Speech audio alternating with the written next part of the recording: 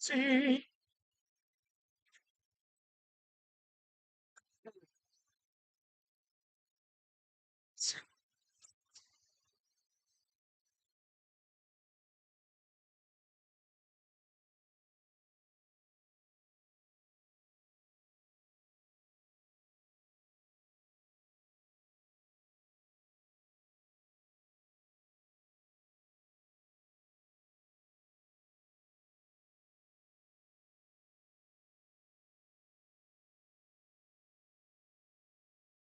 Two fives. They have better VE at idle. Not only do they have more displacement, but the VE is better. The VE is better for a few reasons. The biggest one actually being,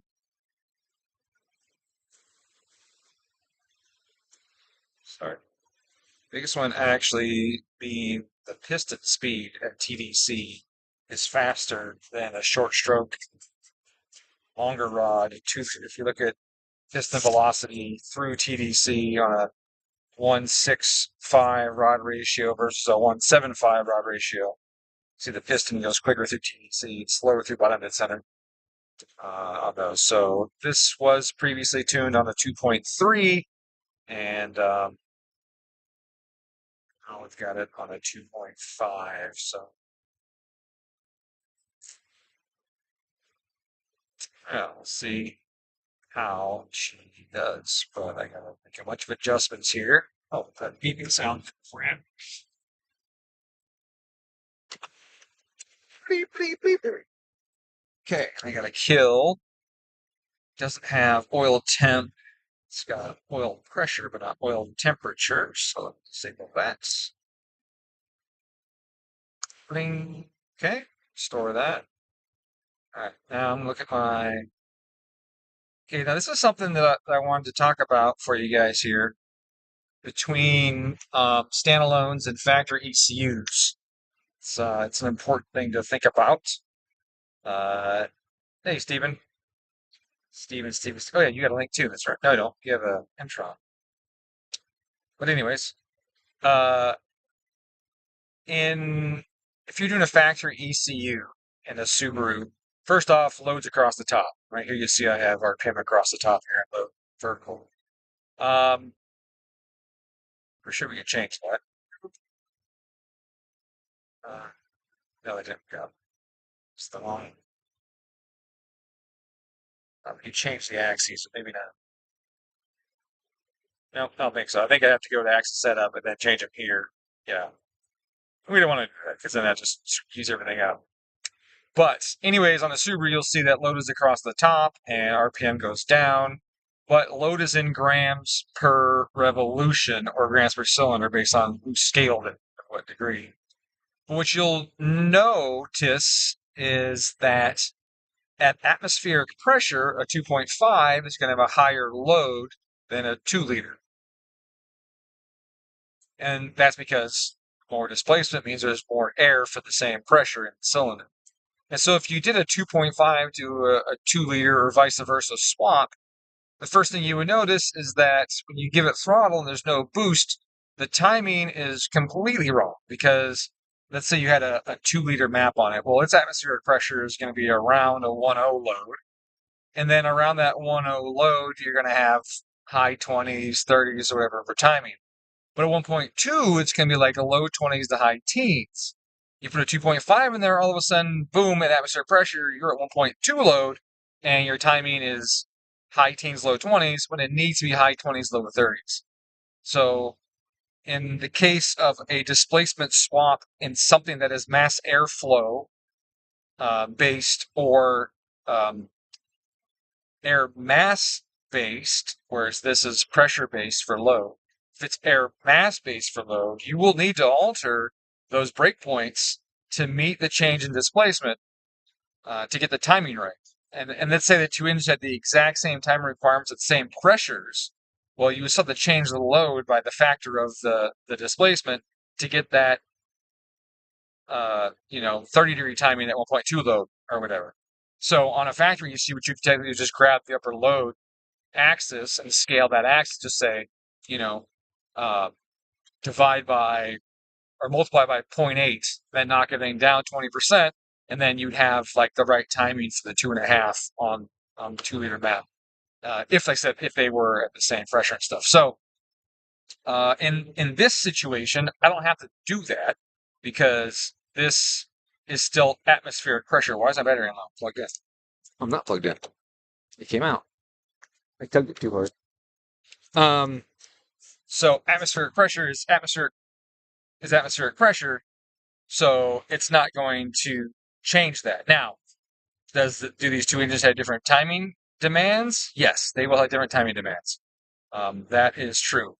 Idle timing being one of the big ones, cruise timing being another, and of course loaded timing. So basically everywhere, but it's not as huge as you may think for a lot of it. So speaking of which, let's go to idle ignition control. Let's see what I have the base set at. So I have it set at on a table. Yep, that's good.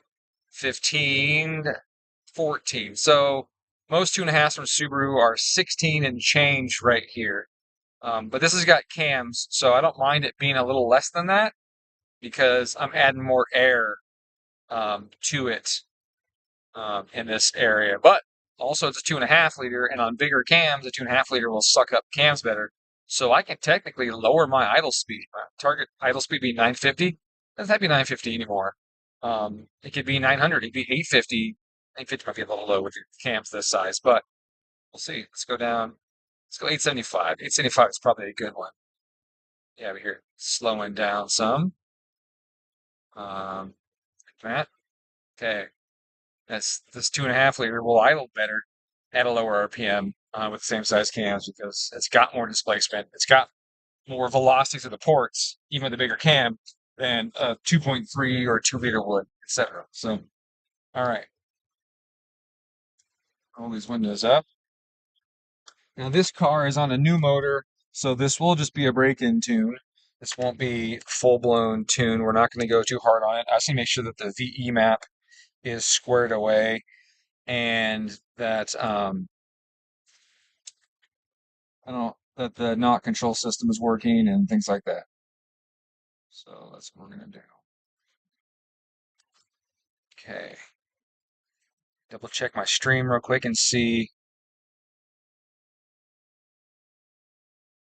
Can't see that. Okay, cool. All right. I've been so busy lately, and I want to modify your tunes, dude, but I have been way busy. So I've got this idle target based on engine runtime, uh, which is not a bad way to go. Just targets a higher idle, and that's in addition to the idle ups, like the startup offset. So in addition to this, it's asking for a higher idle target, which will push, I was like, here, higher, and therefore more throttle. So this thing gets plenty of throttle to open, or plenty of throttle open to start initially, basically is what's going on. But I do want to adjust it now that I get a different engine size in here, but after I set the dyno speed.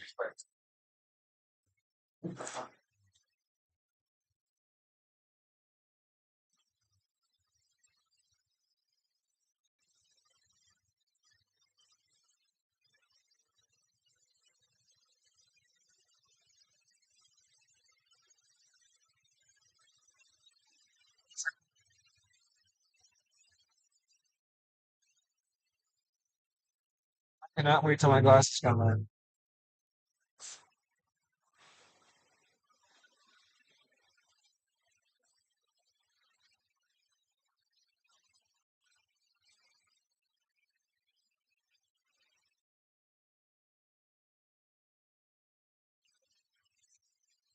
Go.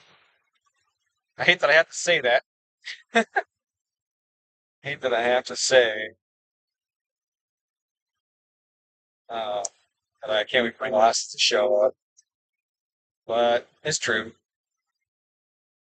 Apparently, Doc says I'm farsighted, so I can see all the other stuff 2020 uh, when it's far away, but as it gets close to my face, I can't see it anymore. It's like, yeah, that's blurred. So even this computer screen is just a little out.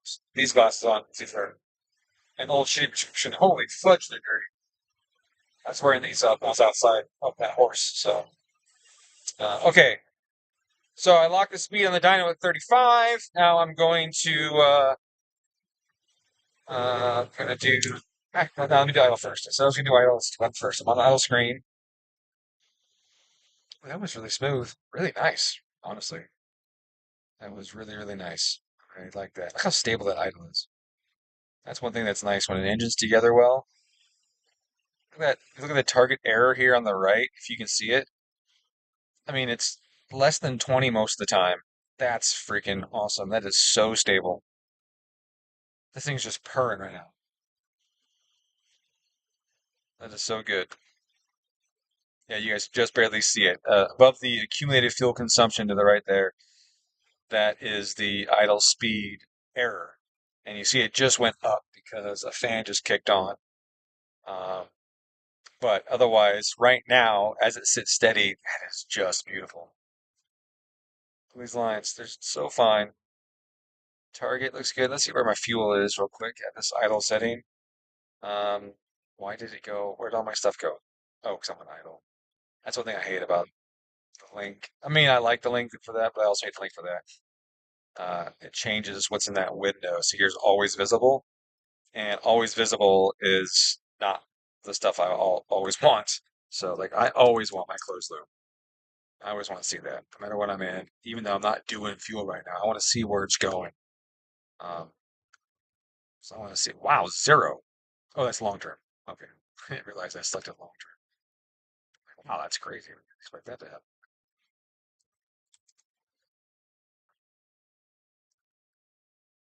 Lambda, correct. Long term here, no fuel correct there. Already has visibility control. See that? That's fucking stupid. I hate it. Because that means it's over here. And they're like, you can't have them two windows at once. Get Blake. Kiss my ass. All right. 3%. I'm adding 3. Okay. Okay. That's fine. I added some to the fuel map initially. I added some to here. But I need to add some right there. That's more realistic of what it would need right there, usually. Where'd my correction go? Still adding fuel though. 4%. That's a lot more than it was a second ago. All right, whatever. I got to redo this whole VE curve because the VE is totally different on a 2.5 versus a 2.3. The VE will peak earlier and fall harder, and a 2.3 will peak later and carry better. So I'll be changing this VE table. Not a ton. Like it won't be huge changes in VE, but there will be changes in most locations. That's kind of what I'm getting at. It's like right now, it's pulling 4, which, like you guys all know, I want to pull about 5% all the time when I'm close to it. It's actually interesting right now that it's not. That's weird. It should be better VE right here than the 2.3 was. Um, so that means I need to double check my cam timing. I didn't check my cam positions for my zeros. So let's do that. Let's bring zeros up. Come on. Bring up my zeros. I don't think you can see this. I go to this runtime screen. What I'm doing is I'm going to check the cam position. So I'm going to put our cam control system, cam angle test. You can go to calibrate, and that'll set the angles on its own. It doesn't always work, though. Honestly, it doesn't always work. So I'm going to verify it afterwards. Go to inlet bank 1, and I will check my tooth offset for cam 1. And it tells me 90, 45, 628. And that's what I got here, right about 90. So that's good. Let's go to bank 2 now. We got 88, 266. I'm going to check bank 2. 88, 266. Okay, so that worked perfectly that time. It's good. Happy about that. All right, that's good. It did change, though. If you look at these offsets, you see here they're highlighting because it did have different value than it was last time. So That tells us it was off a smidge, but we don't know how far off. Let's go back and look at the before values. Honestly, not good. I just want to be right. Okay, so that changed some. Where are we at? So we're still pulling 7% though, so it was close. Let's look at our targets. Let's go back here. Our target is 15 in this zone. Honestly, in this 2.5, we can get away with more. How much more? So it's 5 degrees first. Like that. Maybe that was 5. I think it was 14 before, right? So added 6 degrees. I'm gonna do that, and I'm just see if that makes the fuel lean out. What? Nope, now it's pulling fuel.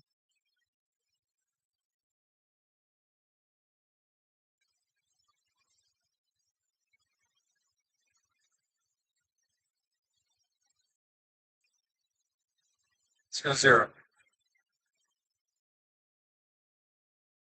And it's pulling more fuel. Let's go 5. It's pulling less fuel. All right, let's go 8. It's pulling less fuel by a little bit. Let's go 10. It's pretty much the same as it was. Let's go 15. All right, now it's pulling. Looks like it's pulling more fuel at this point. So we'll go 20. And yes, now we're losing BE there. Okay, so it looks like right about 10 to 12 is about where it's going to get its most. So I definitely don't want 18 here. That will not help that so much. Uh, well, I assume that. That could be wrong. I could be wrong. Okay, let's add some load. Now we'll see. I have a lot of overlap here. Now, overlap means exhaust gas retention. But, so I'm checking my gauge real quick. But with that,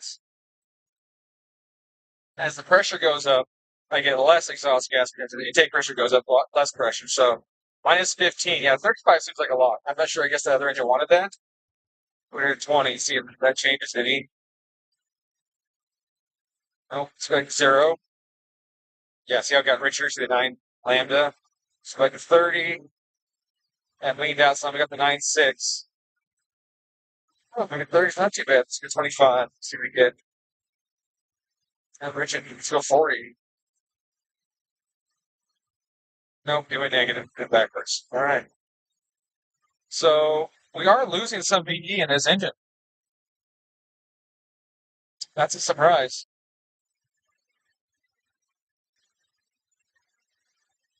We're either losing some VE or I just don't have the temperature calibration correct.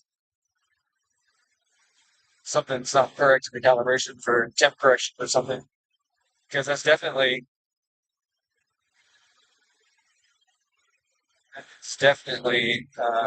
richer than it was before. Let's see if there's anything else that could be missing there in that regard. Anything else they changed? It's not the log. I don't think I logged that one.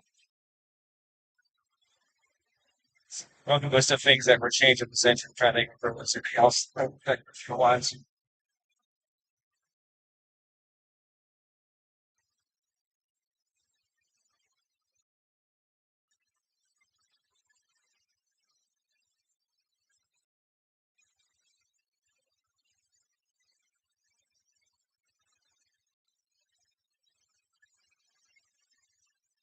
Codes.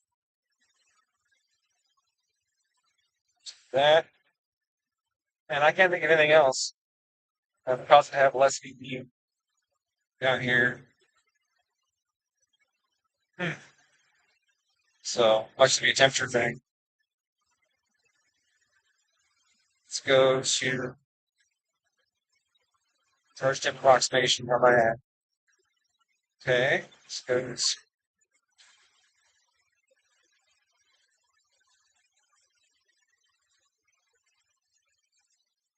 0 here. So, well, it's weird. I really don't think we should be losing that there. I really don't feel like we should be losing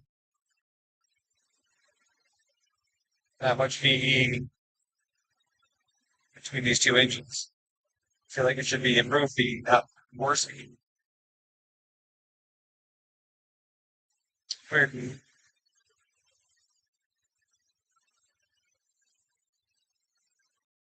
Hey, business school. Super UFTs, two new constants metric and on your ice. Well, BSTI and BSTI. What's the B stand for? Beast.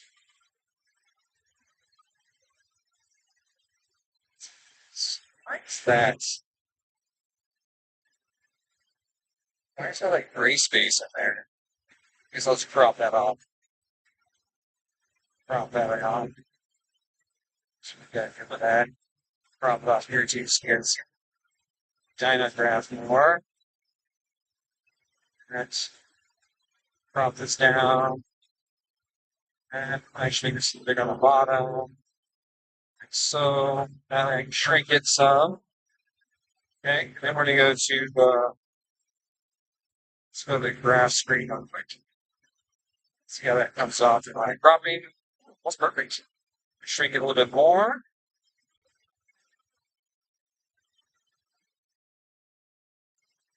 Really an accent on both sides. We can see what they're. How he's both making the same. That looks better than both. There we go. Okay, cool. So that's a little smaller. We can see from the screen of that. Hey, Aaron, welcome to the stream. And all I ever do is stream. I need to make more actual videos. I actually need to take some of the videos that I've made. I actually put some move bed. Piss it off. I need to take more of the videos that I've made, streams I've made, and cut things out of them. And then I can make little videos of times when I've imparted little nuggets of wisdom that are beneficial to people. Okay, it feels a little lean right here, but I try to accelerate. So I'm gonna get this thing loaded in a high gear at a low RPM. There we go. I bogged the shit out of it right here. Just see where the fuel goes, because it feels like it's off. It could just be the tip in itself is off with the new motor. I need more fuel on tip in, which makes sense.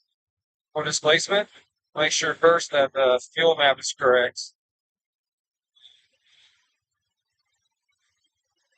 Add 3%. That's it. Okay. So 3% is not a lot. So that's going to be more the tip in or this spot right here. Because I load it, I feel it go a little lean on me. It's a smidge more tip in. Let's go to 40 here. The async. See how that helps. Actually looks really good. Okay, let's take more time. A smidge lean. Like it doesn't actually go lean, but I feel the torque just fall off. Like hard. Falls off like a rock. And there's that leak trend right there where it's adding a bunch of fuel through here. Okay. So I'm going to do a little more tip, a little accel enrichment, and then I'm going to slow the decay a little bit on that. So accel enrichment, sensitivity, or let's see, decay is 60. I'm going to go 50% decay. Add a tiny bit. Tiny bit. Let's go like this. It's about 12%. Say right there. Try it again.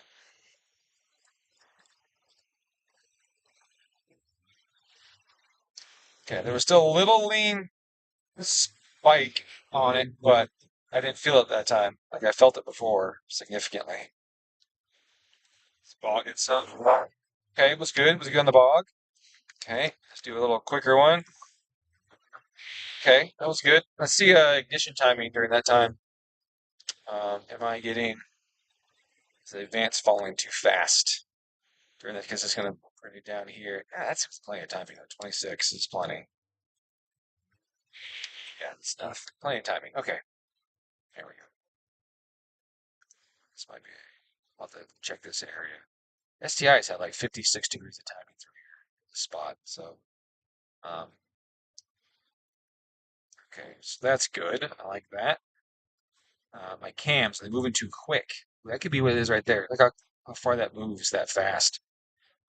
It could just be slamming the cams forward, causing it to be a little hesitation-y, a little bucky. Let's go with a 15. Oops, that's a 14. Let's go, gosh darn it, fingers. Let's do a 15 here.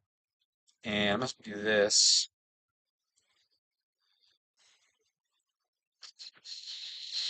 Yeah, let's do that. Let's do that. A little less timing right there. And I'll blend this over 2 cells like that. Pull some more out right there. Whoopsie, that is not what I wanted to do. That was a Haltech hangover right there.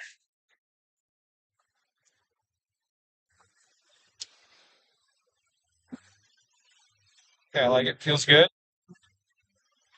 Okay,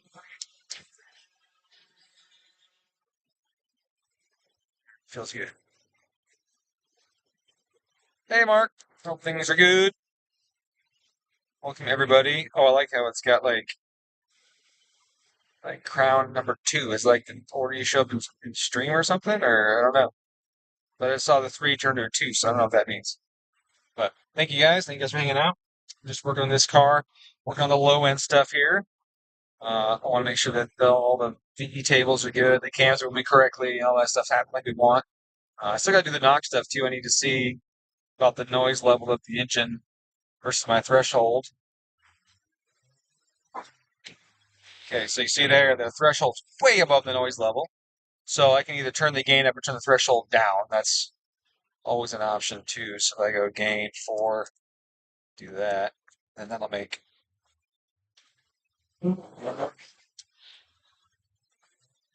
still pretty far away.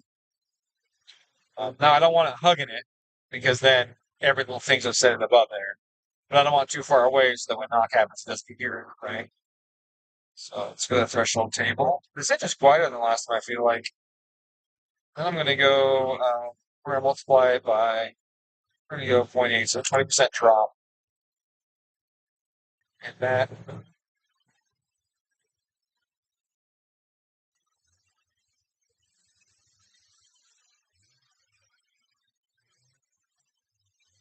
go down a little further.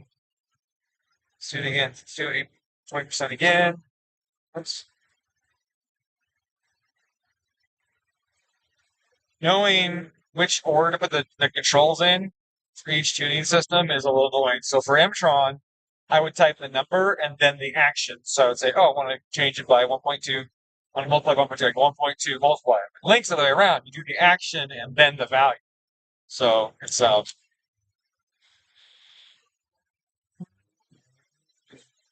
we go. So now we're right up on that threshold. Probably too close as the RPMs go up. So you might need to raise the threshold with the RPM a little bit more.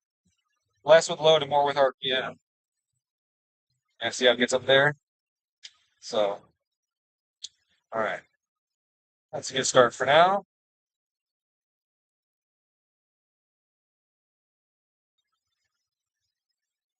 Closer.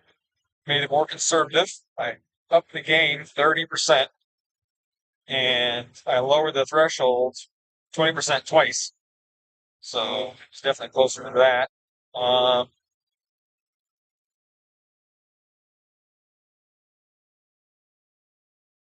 Yeah, let's see though. Yes, this is an 07-ish, 6-ish, one of those. STI, it's an IAG 2.5 with my cams, non-ported heads. Uh,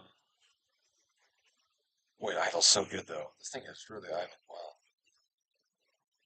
And just rock steady. That's really good.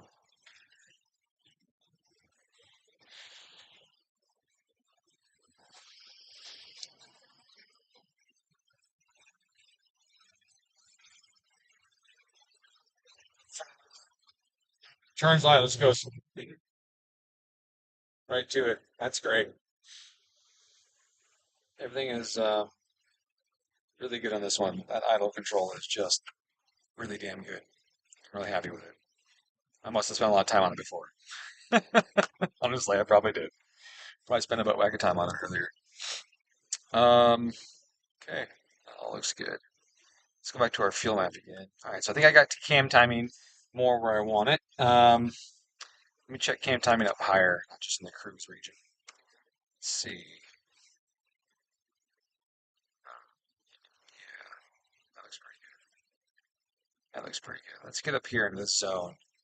See how she behaves up here. I want to compare this cam time position with the VE curve up there. Got this 12 right here. That right there. Let's fix that.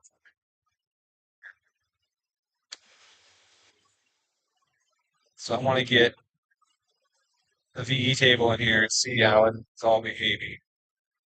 Because there's always that resonant area that these engines have between 3 and 3,500 RPM usually. So we'll see here, it wants us to add some to it, which is fine. It makes sense because it's a dip right now, right there.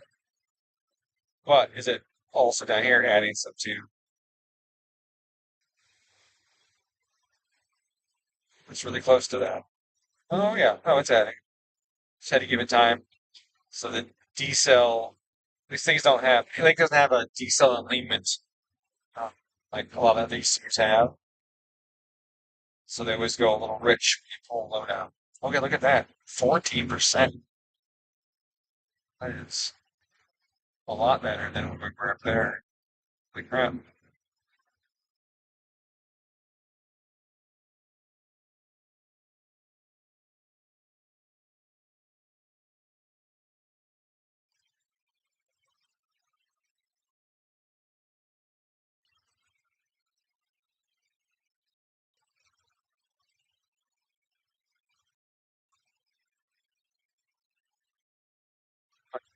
That's still going. I'm adding a lot. So I feel like I'm adding more than uh, than the difference. So that makes me wonder if that's a low pulse adder thing. Something to think about when you're doing your injectors and stuff. Like, is it going to be a low pulse adder? Do I have it? I have it done. Yeah, so it's got negative right here. It's got a big negative trend right there. It could just be that that's more than this injector needs to be pulling down there. Like even though they're IDs, ID data is not perfect because it can't be perfect for every injector. Um, so there will be a few percent you got to adjust on these sometime from one injector to another. But the general behavior is very close to what they are. But they're going to have some differences. That's the reason when you get ID injectors, you buy them in a set because those are matched. Even in the low pulse area, even though there's a difference between one injector to the next when they make them, even if they're made identically, the low pulse area has some difference. So ID measures it way down there and gives you a set that's matched down there. You can buy two sets of 1050s and they won't be 100% matched in that low pulse region. So if you have a set of IDs and you have an injector that goes bad, contact ID, tell them the part number or the serial number of that injector. They know exactly how that injector is calibrated. They know all of its data, and then they will find you a matching injector part number and send you one that matches yours. Don't just buy it in the set, pull one out, and slap it in because that won't match yours. And that matching is almost always here in the low pulse region. So while this data isn't perfect for every set of 1050s, the injectors you get will all be the same in this region. So this table may need some adjustment. Um, so don't just bank that this table is perfect. It's exactly what they need. It will need some adjustment on some injectors. So if you're in situations like this where I'm pulling or I'm adding a bunch of fuel and I'm like, man, this isn't quite adding enough. Where's that pushing me in this region as well? Or the opposite, like it says that it wants 5%. You add 3 and all of a sudden it's pulling 2. Well, you could have been in this zone here. And then when you added the percentage, it pushed you into a zone where it's automatically adding more fuel as you add fuel, right? So you add 3, but you're actually adding 5 because you're getting percent out of this. That's something to think about too. Whereas as I'm pulling fuel, if I was, say, right here, and it says pull fuel, and I'm pulling fuel, and it's dropping the pulse width, but the fuel's not dropping, that's because I'm pulling into this zone here. That means this zone is probably too much, right? That means it's probably the wrong value. So, because this is adding back in as it drops down. So some of these might need some tweaking. But just know that whatever changes you make, it will be correct for your injectors that you have. It just might not be correct for all of it won't be correct for all of the IDs in production. I hope that makes sense. I think this is 13s. I'm pretty sure it's 13s. Oops, wrong screen.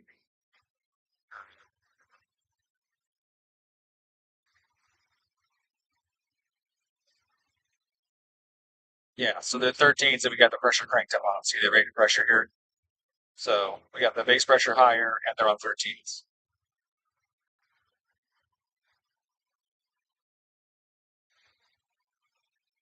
Oh, yeah, let's check that actually. See if this pressure is still turned up. Oh, I gotta change the oil pressure sensor calibration too. I forgot you told me to change that. Where's fuel pressure? Not seeing it. Let's do this. Do that. Oh, look. It shows here 391. Yeah, so we're at 391. So let's put that about what that was. 392, 389. So 300. Okay, and this was set at what, 378 or something? All right, so just go up a smidge. That will think it's done as well. Wow, the car's accelerated. Okay, like so. Oh yeah, and the oil pressure. This has got a new oil pressure sensor in it. This one is a different size. So put pressure, went from the Bosch to the Honeywell. Save that. In.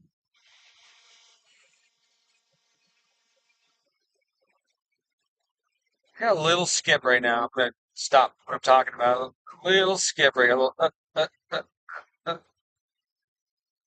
Just feel it. It might be because this is too much. So let's take a peek first at our cam timing. 12 to 0, that's good. And how close is our cam timing? It's right here around the 6 mark. So it's not very aggressive at all. All right. So is that timing here too much or too little? Because the way it's feeling kind of skippy. So I'm going to go 58. Oh, the car accelerated. And the skippiness went away. Okay. Go 35. Car slowed down a lot. And so then skippiness went back. But you can hear the exhaust note change. I adjust that. I don't know if you can hear the computer. But right now it's up. Oh.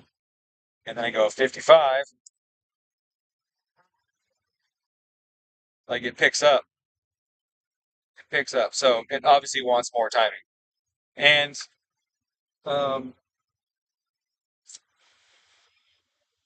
if you look at STIs, like I said, they have 50 plus degrees. And if it's like a D25WX, they got like 60 degrees in the spot sometimes. So it just depends on how much exhaust gas retention you have based on your valve overlap and manifold vacuum. So as vacuum goes up and your valve overlap, if it's still high, you're not gonna blow exhaust out during overlap. You're gonna retain some of that exhaust. Sometimes even suck in manifold a little bit up into the intake port a little bit. And so that extra exhaust retention heats the incoming charge some, which is good, which should help speed the burn up. However, all those post combustion products that are in there are going to actually slow the burn down. So what we end up getting is a slower but more efficient burn, which is typically kind of opposite, right? Typically, if it's a faster burn, it's a more efficient burn. What we're doing is we get more vaporization of the fuel. So we're getting a more homogeneous mixture, but we're spacing that out with molecules that slow combustion down, right? Non-combustibles in between those molecules. And so we improve our economy and our efficiency that way. Honestly, Skip has kind of come back. Let's go back to 58, 59 for that. Boy, it's smoother there. It really is. 50, let's go 40. Car slows down. Noticeably less torque from 55 to the point where the dyno slows down. That's that's surprising that at this high of a timing mark, we're already seeing that much drop in power that the car slows down. That's crazy to me. So right now the dyno's flashing between 8, 12 foot-pounds of torque right now, down to 4 there. Just kind of trying to hold the car steady at this point. Just popping here in single digits. If I hit that timing again. Let's go 57. Car starts speeding up. Now I'm 16. Yeah, so it was higher. Car sped up and then it stabilized. So now it's about the same thing. But the torque instantly went up. Oh, can you see that? Let's see if you can see on the stream or not. And yeah, right there on the top right. So you see there that TE, that's tractive effort foot-pounds. So you'll see here it's, single digits, 12 right now. But watch this. I'll show you when I lower the timing again. Lower the timing. We'll go down to 35. Most will leave cars right here, 35. Okay, the whole thing slowed down. The exhaust note changed. Okay, now it's stabilized again. Rolling friction is the same. Engine output's going to be about the same eventually as I correct for it. So now we're going to leave it like it is. And what's our RPM? 25 and a half. Okay, now I'm going to hit that at 58 degrees again. Watch the torque spike. 58, I'll watch it. And enter. Boom, look at that. It spiked up to 40 foot-pounds. So it added almost 30 foot-pounds of torque by doing that. Just slow it back down again. Isn't that crazy? You can see it happen. Obviously, I go to 0, you'd expect it to all of a sudden run like butt. Like, that's a given, that's going to happen, okay? But the surprise is from 35 to 55, and the torque went up that much. When the engine's already not making a whole lot of torque, but the fact that, bam, all of a sudden, whoosh, there's more effort. Car is accelerating. Like, that's pretty crazy, honestly. So, we're going to keep it 55 increase. But I'm not going to keep 55 there. It's going to go down like that. There we go. Here. Okay. So when he's on the freeway, he's going to be more in this zone here-ish. Okay, the car kind of slowed down. I came out that 55 and slowed down. I felt it slow down. I'm going to hit 55 right here again to see how much it accelerates. Look at that. It accelerates. But if I do 70, oh, it's limited to 60. But it doesn't go faster. So it likes that 55 and that light load.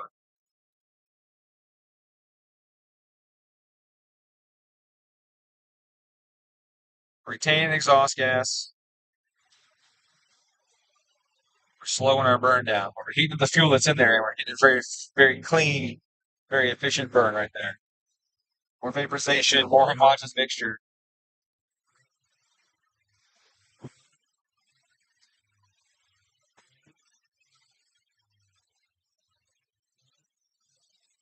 One thing to look at is look at the lambda when I stab it. So here's the lambda. I stab it. That one came down to 8.5. Technically, if your tip in is perfect, your lambda will go to your new target and stop. That's it. So our lambda target goes up because the load went up in that zone. If your tip in's perfect, it's going to go zoom to that spot and stop. But that's almost possible to do on a simple, basic field model like this. But see that change? It only went 0.03 to 9.5, so not huge changes. That one went down to 9.95. So like it's really good. There are a lot of cars where you would do that exact thing and it'd go 7.5 almost every time. 7.5. Even stock cars where guys have got big injectors in there and they're trying to get the tip in right. 7.5 lambda every time they tip in. But that's really good. That's really good. It's nice. So that means we got the acceleration enrichment values really close to where they need to be. And we've got our VE map is really close right there as well. I'm take some timing out here. So we're going to add more retard to this. right there. Bring that up, make it a little more linear right there as the load comes in.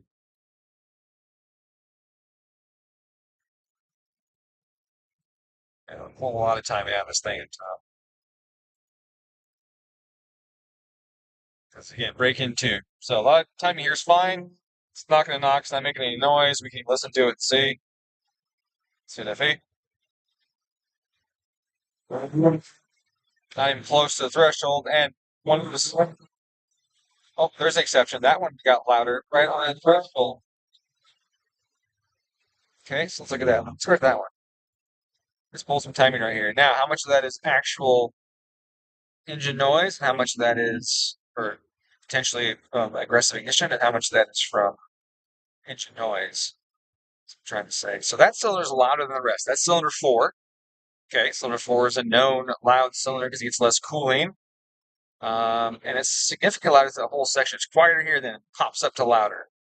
Okay, so let's take a look what we got. We got during the TPS delta, it's louder through here, 100%, almost atmospheric, 46. What's our timing in that zone? Our timing is 31. All right, so could that be too much? Yeah, absolutely. It's too much. Could be too much in that zone. So let's go to the ignition map.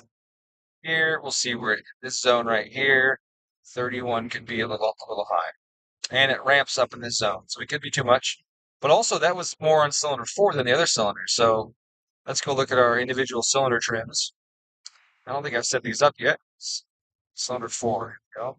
I've only got one up on the top end is a preemptive, but let's do it here. Now, I think I've said this before on a handful of interesting.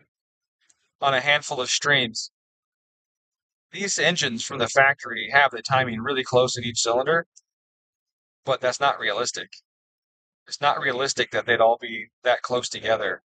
I don't know how much of it is just Subaru not being aggressive on determining the differences between the cylinders, and how much of that is Subaru's not giving a shit because their regular timing is enough. But it's super boutique-y, very precisely built, highly researched engines that cost $120,000 will have 12 degrees timing difference between cylinders. That's what they need. And nowhere does anyone ever change timing on a Super by 12 degrees. And honestly, that could be one reason why they fail so often. You know, the amount of timing that a cylinder needs is not going to be the same as other ones, especially an engine like this where everything is so imbalanced as far as the airflow in the heads, airflow in the manifold, airflow in the exhaust, etc.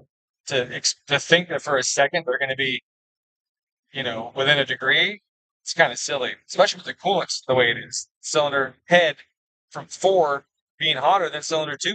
Like there's always stuff going on that makes each cylinder unique, I should say, in what it needs for timing. So I pulled 4 degrees out in this zone. We're going to rev it again and see if it still makes noise. If it still makes noise, it's hard to believe that cylinder 4 needs 4 degrees, maybe. More than that, I wouldn't think that it was 4 degrees over time to make that noise. But again, 12 degrees, they take it like an NASCAR. There you go, it's a lot quieter. That's a learned ignition pole there, that one you saw. That's not a fresh one. That's from before. So 4 degrees. Look at that. It is definitely quieter on that cylinder. You see the purple is not going above the threshold. So let's go do that again. We're going to click one of these, or zoom in on it, look at it.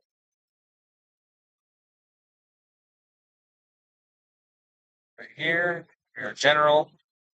So it's 28 on the other cylinders, and 4 off of that for 4.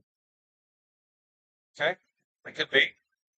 The other cylinders aren't making any noise, so I'm not inclined to believe that the other ones are off. Now, cylinder 3 is a little louder than the other ones by a teensy-weensy bit. Is that because of cylinder noise or aggressive timing? Well, I'm looking at this, and I'm seeing it's louder everywhere. Like, it's not just louder in that one spot, it's louder everywhere. See that? Across the whole thing. Right here it's louder everywhere. Here it's louder. So that could just be that cylinder is louder. It is one of the closest ones to the knock sensor. But it also could be that a valve event that's occurring when cylinder 3 is open, or cylinder three's knock window is active, is being picked up by the knock sensor. Like cylinder four's valve timing is 180 out. So cylinder 4 is doing valve events when cylinder 3 is in its knock window.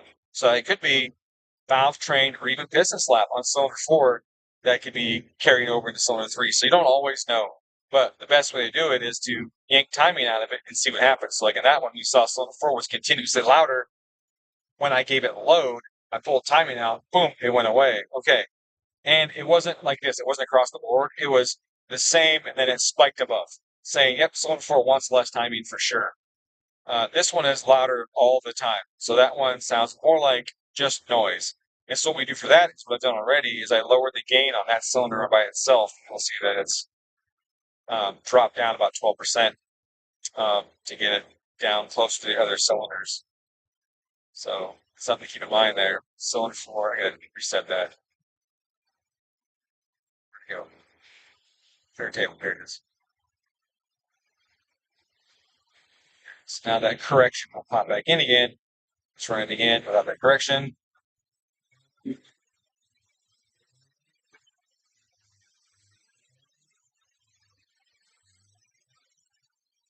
Now this is a great maneuver for engine braking too, right? What I'm doing here. It's not getting a lot of boost. We're not holding it at steady RPM for a long time. It's not going overly rich in these tippet events. Like, this is a good way to break it in, honestly. It's dynamic. It's not static. It's low load. It's not super high RPM. We're staying under 4K. Mostly that 35, 3700. And this is not a bad way to break an engine breaker.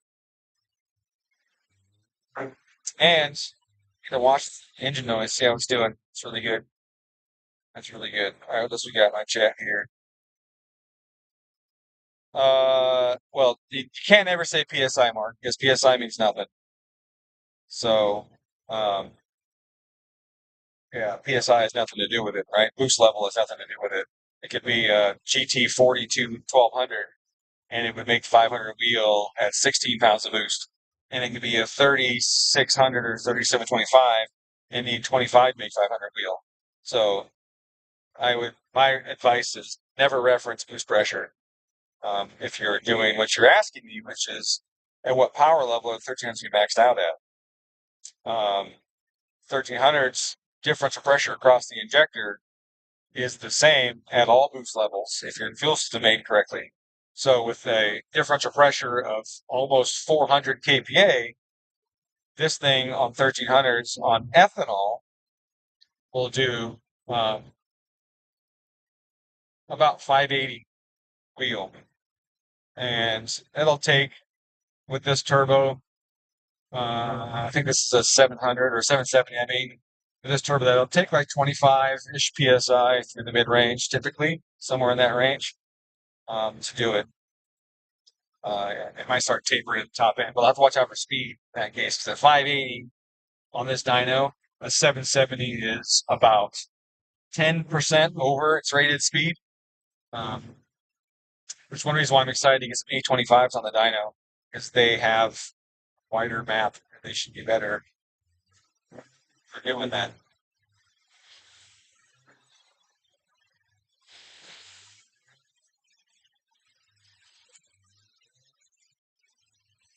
So, it's back. Heavy. That last had some noise there.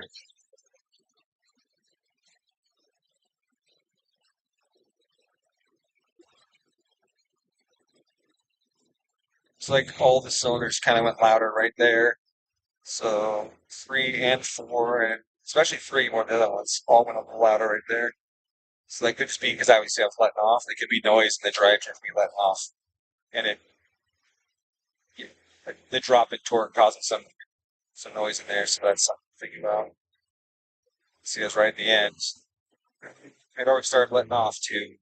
So it could also be technically if the fuel got a little in right there. Let's look at the log. Let's highlight this point right here. See where the fuel and timing are at that point. So down here at the end, Fuel still rich. Fuel still 8.8 lambda right there. So that's good. Look how smooth that is. It's everything get to 3%.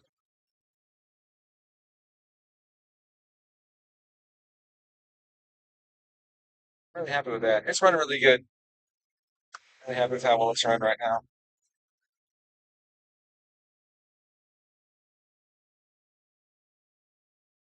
Thanks for the correction. You're welcome. Yeah, I'm not trying to like bag on you, so make sure that you understand that the boost is irrelevant. Now, if you were saying a fuel pump, that's absolutely important. If you were saying, when will my uh, Walbro 450 max out? Well, in that case, the boost pressure is absolutely important because the boost pressure plus the base pressure is your operating fuel pressure. And you would need to pull up the fuel pump curve and look at that and see how much flow the fuel pump has at that operating pressure. So in that case, absolutely important to know. But for injectors, no, because we're dealing in different pressure on the injector. But if you're looking at a fuel pump, yes, 'cause now we're talking about the operating pressure of that pump. And for the operating pressure, the pump will have a flow rate at a certain supply voltage. Um, and you can see that most of the pumps have advertised listed curves. So definitely check that out. And yes, you'd be 100% correct. You definitely want to know.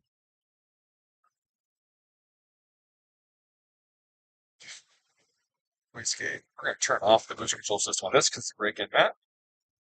Disabled. That's save. I don't want any wastegate action on this. And I'm going to turn my engine protection. Verify rev limit. I think I raised it up. Oh, that's math limit. We're going to lower this down. Rev limit table. Yeah. Oh, cool. Temperature. I was like, what? So moose target is 230 in this case. Well, that's not going to be the case for us. Um, so what is it now if I have my foot off of it? There is no boost target. Yeah, so what's my boost limit going to be if I have no boost target? All right, so I'm going to change this. I don't know what it's going to default to, so I don't want to deal with that. So we're going to go closed loop, and I'm going to take my boost target table and boost target 1. We're going to say um, 180 is the cap. What if I have a cap on this? DC clamp 0, but it's going to error on me because it says I can be 0. 0. Oh my God, come on. Thank you. And then integral is going to be 0 because I don't want to do anything. Stage 1 duty is 0. There we go. So now I have no wastegate duty. And then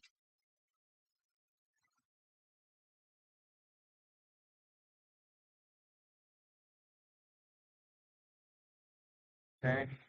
And my boost target 1. Throttle. The max I want is 180. So go. Actually, what I'll do is I'll lower the whole map until my peak zone is 180.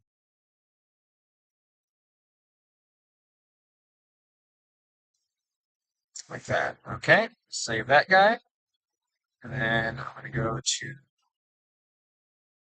table 2.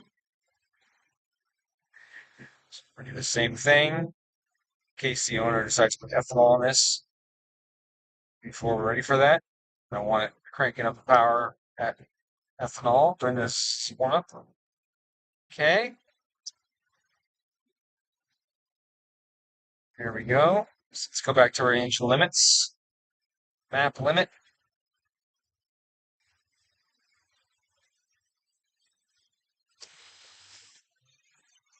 So 14 pounds, basically 15 pounds.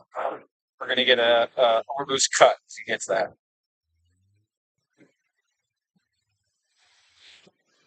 Quick pop. All right, let's go on. Zoom in on that area. How much boost will we hit? Fucking nothing. 2 pounds. 2 pounds of boost. Air fuel is still right on the money. All right, this thing's great. This thing is good. I want to make my diesel fuel a little quicker because I want to minimize the pops like that, the backfires. My overrun fuel cut.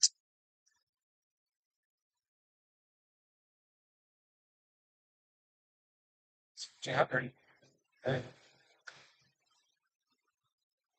Activation delay is a little long. That 20. T minus 10. That's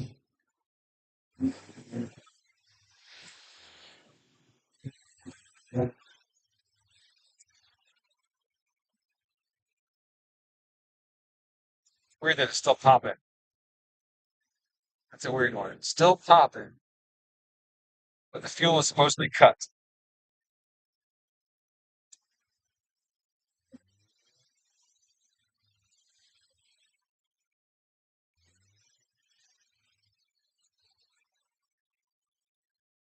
That's weird. Why is it coming back in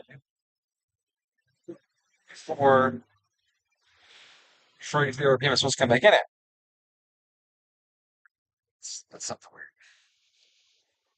Delay, 1 second. Yep. 2, okay. Torque reduction, introduction time. Yep. Overrun deactivation table. Yeah, we're at 14. It was coming in at almost 3 grand or 20 something hundred RPM. I get rid of that. It was coming in early. Why was it coming back in? It's the only options I have. My foot wasn't back on it here. Oh, let's double check throttle calibration. Let's do that. Let's see what my foot's at. 0.2. Okay. So it's not quite right. That's fine. We can adjust that. Accelerator position sensor. Oh, I gotta go throttle. Gotta go to setup mode. Setup mode. Yep. Let me save this real quick in case I DC for some reason. Okay, so we're gonna go to accelerator position. We're gonna go to main, closed. So raise this voltage up. I'm gonna go a couple steps high, which is fine. That gives me a little bit of dead play in the bottom of the throttle, but it's so little, you're not going to notice it. And it'll help compensate for changes in voltage as temperatures change and things like that. So we'll go higher quick. Okay, let's make this a little lower. Actually, we'll go higher first. 1, 2, 3, 4, 5. See, that was 99. See that? So down. 22. We'll go here. Do another couple. Okay. This does the same thing. This gives us more range so that it knows when it's actually open. Okay, so now we need to go to a sub. And I know you can't see what window I'm in, but what I'm doing is I'm setting the voltages for when this APS main is 0. I don't know if you can see that or not. You can't. That's on my picture.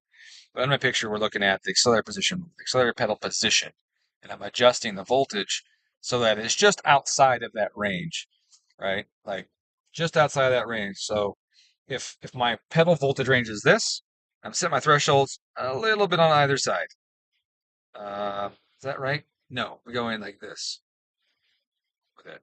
A little bit off to one side. And that's the wrong way for you guys. You guys are watching. Here's low now. Here's high.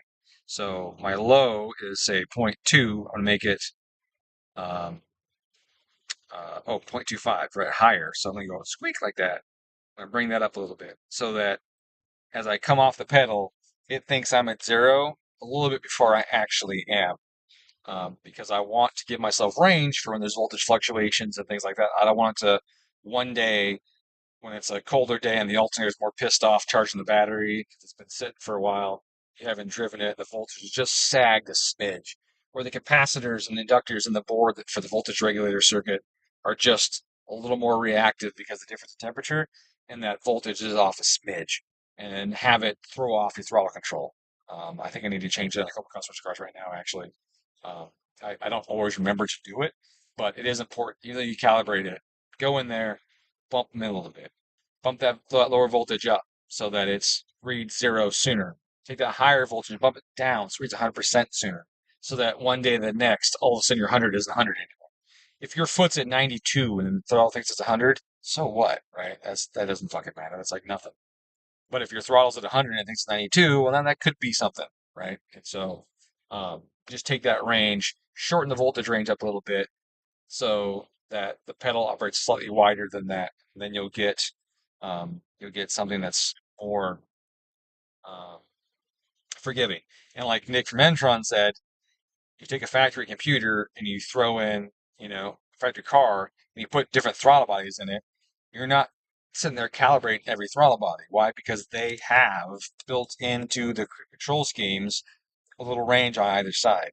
Now, with the Subarus, they do, after reset, calibrate the throttle. You can hear it. You do a reset on the factory Subaru and you hear it go, right? It is recording those voltages in the Subaru ECU, and they're doing that.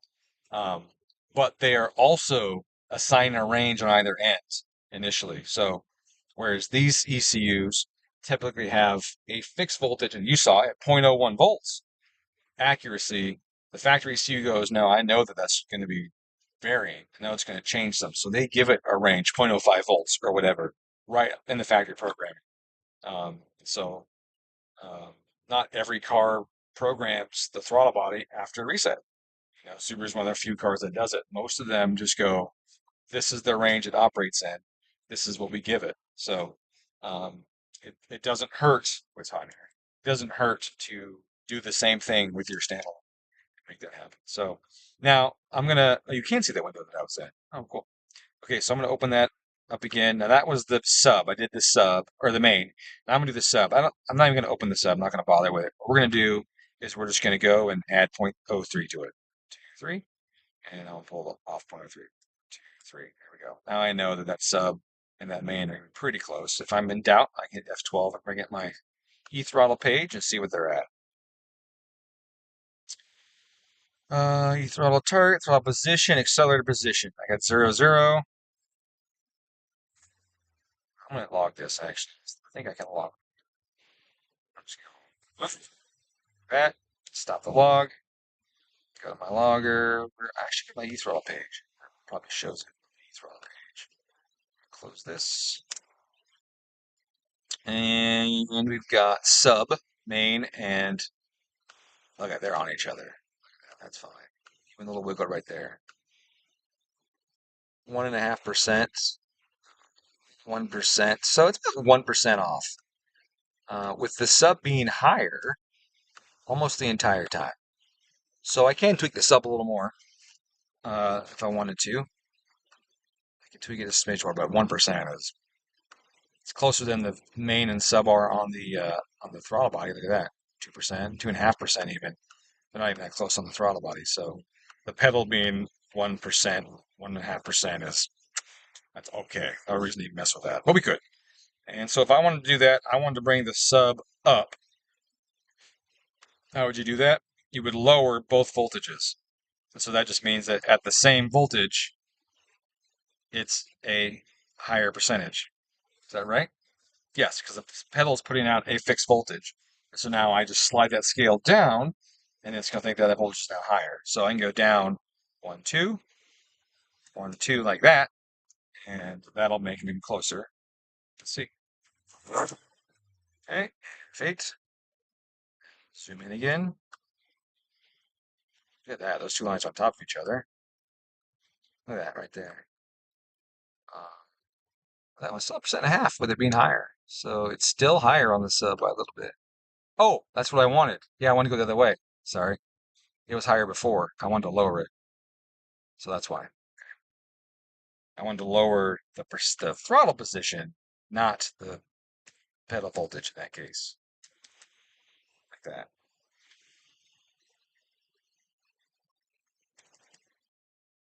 Do that. Ah, the wrong way again, didn't I? Yes, I did. Dang it. All right, do it again. I slid the whole graph the wrong direction. How much closer are we now? Still 1.6. It's at least not 2 now like it was last time. But it's still high. I feel like the sub's not going down.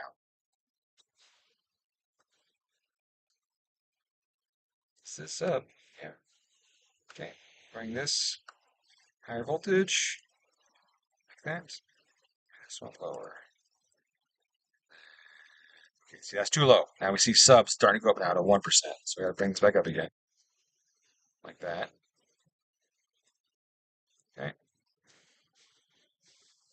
F8.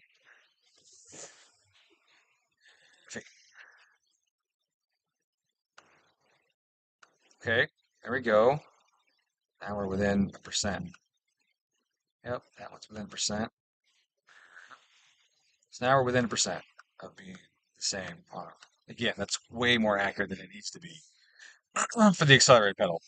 But you see what I'm saying. So now the same thing should be done with the drive-by wire. So we're gonna do that now, but um, the issue with that is that this controls idle.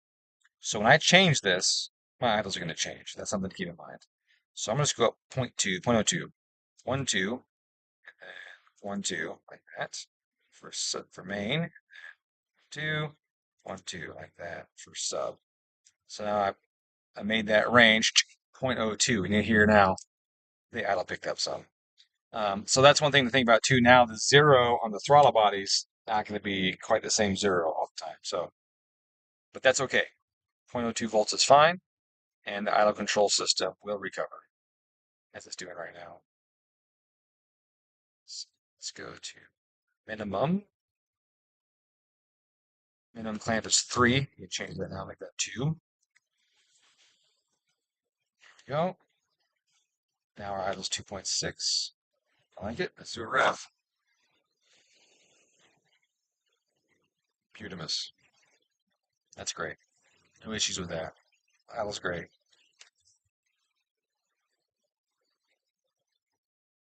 Yeah, that's beautiful. Okay, that's really good.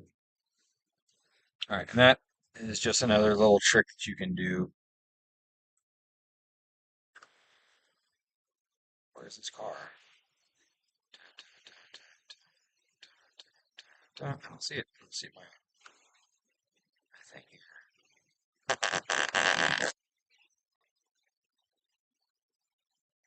Okay, well, I don't see this tune in here, so I'm going to start a new one. I think it's an 06 S2.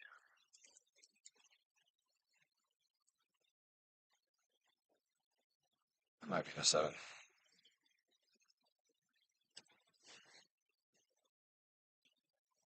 See any place the STI is written. It's written in a lot of places. It might be an 07.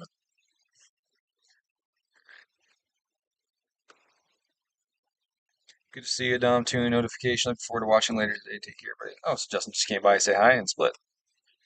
Okay. All right. Let me go. I think we're done. Honestly, like there's not much else to do with this thing. We got the knock control system pretty much ironed out. Boost control system turned off. The rev limit. I didn't set rev limit. Let's go to rev limit. Definitely need to reduce that. 500. Only because they're not supposed to go over 4, but if something happens and you got to get out of someone's way, like you pull out, you don't see a car, and the car's hauling ass, you punch it, and it just goes boop at 4K. It's a liability. I don't want that liability. So need to give them the ability to accelerate if they really have to. 55 is enough for this thing to get going again. So that's good. Okay. What else we got? Nothing. I think that's it. Let's go over the top here. Fuel, yes. We got the fuel pretty much dialed. Ignition tune, we did that. That feels really good. Cold start. I didn't do that for any of you guys, but it started really well, and it'll do better now that we have some. Cam timing. Cam timing was really good. That seems good. Boost is zeroed out. Throttle, we did that. I got to put it back in operate mode to take it out of setup mode. Save. Okay. Knock control, we adjusted that. Everything's similarly balanced. Make sure I'm not doing that. And here's our general log. All right. I think we're good to go. I think we are good. There's the only warnings I got are minimum fuel and maximum timing. And that's no big deal because we know that's going to happen. We were goofing off with that. Where's my minimum fuel cell? This thing anyways. 0.26. I hate that minimum fuel warning. That's stupid. I don't know why they do it. It's annoying. because 0.26 is way smaller than the minimum on a 1300 would be. But when I do it on 1300, if I set a point 0.4 like they want to do, it just comes in all the freaking time. It's super annoying. So I might put this 0.6 and see how it behaves. Might be a little better. Let's find out. Not be too much. Let's go give it a little spin here.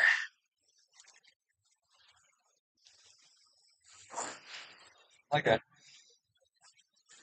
It's good.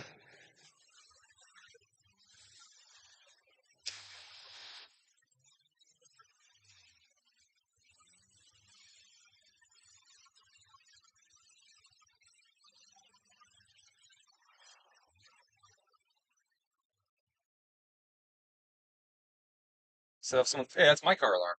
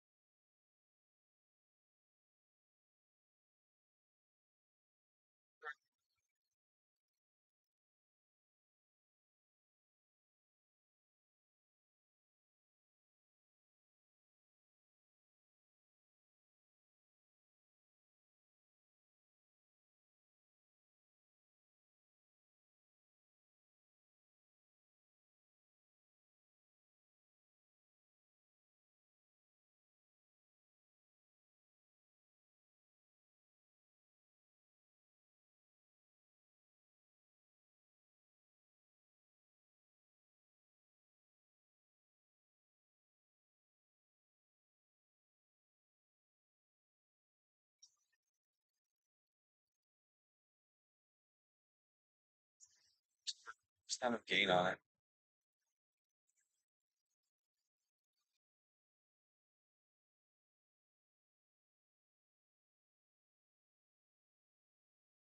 Gain. It's like a 6 or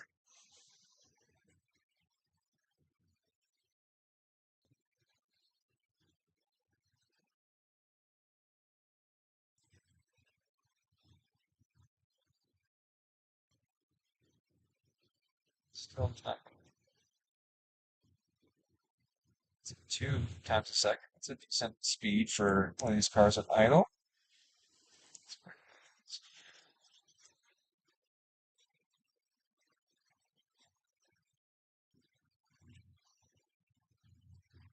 Like, why is it adding fuel right now? I mean, it should be adding fuel right now. Why does it take that long to add fuel? Because it was at pulling fuel before. You're still higher than target.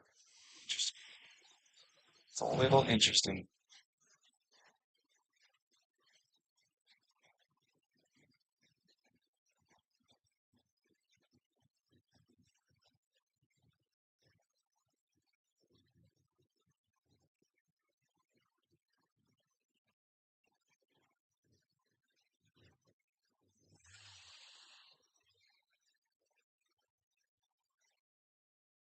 So good. So good.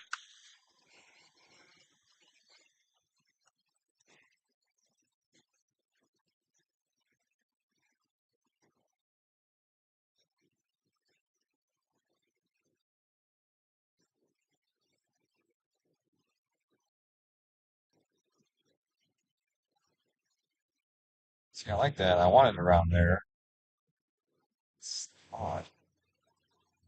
It's pulling fuel to push it to here, even though I have it set for that. It's just something's not right. That it's not correct. What is it? Is it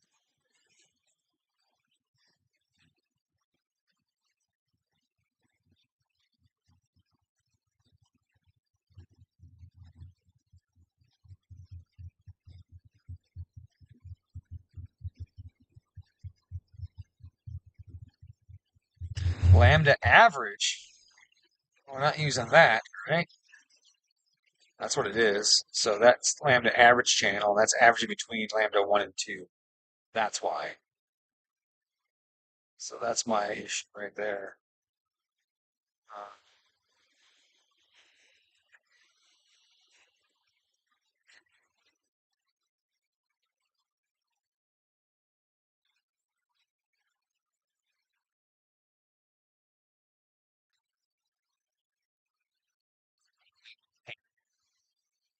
error on me. Read the same.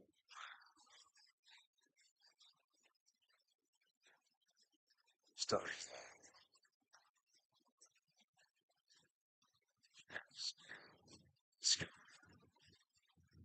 So that's why. The issue is not that it's off. The issue is that the gauge is the wrong one.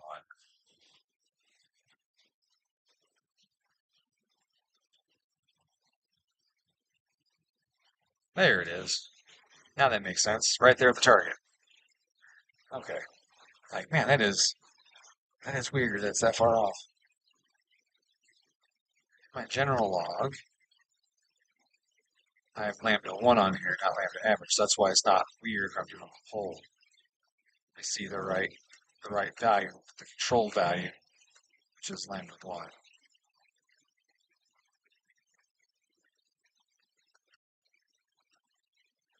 So lambda, for a bank 1, lambda 1. So yeah, no lambda average, none of that shit.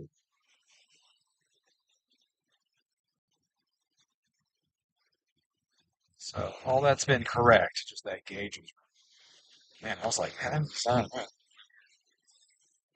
it does change the tipping characteristics though, because that means that it was showing me lean around tipping that before. He goes a lot richer. All right, sweet. So I can reduce that. That's the issue. I was adjusting tipping based on that. Let's go back to 30. You can start there.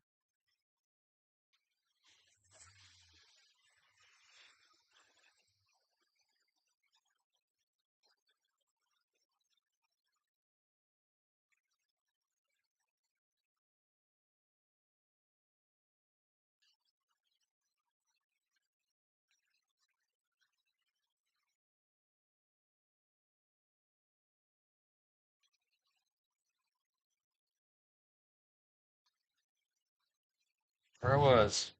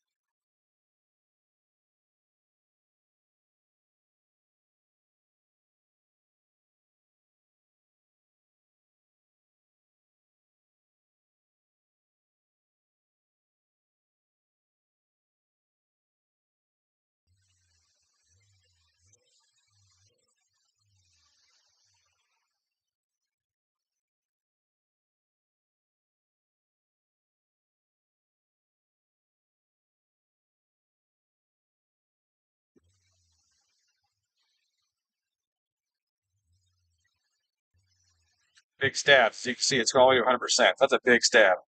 But a small one, it's worse. Now, some of it's going to be link stuff for it.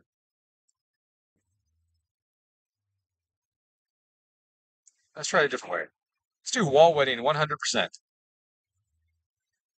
Then cell enrichment off. Let's try that.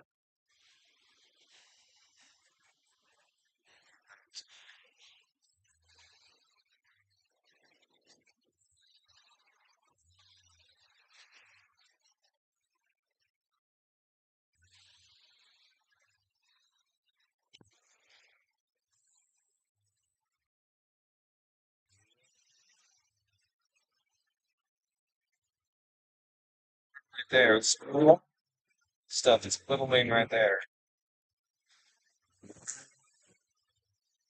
But cruising here,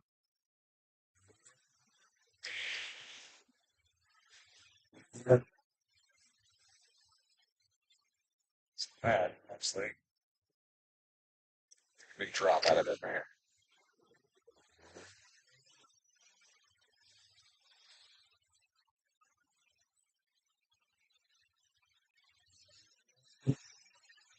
That's pretty good for a full stab. That's pretty rich for a small stab.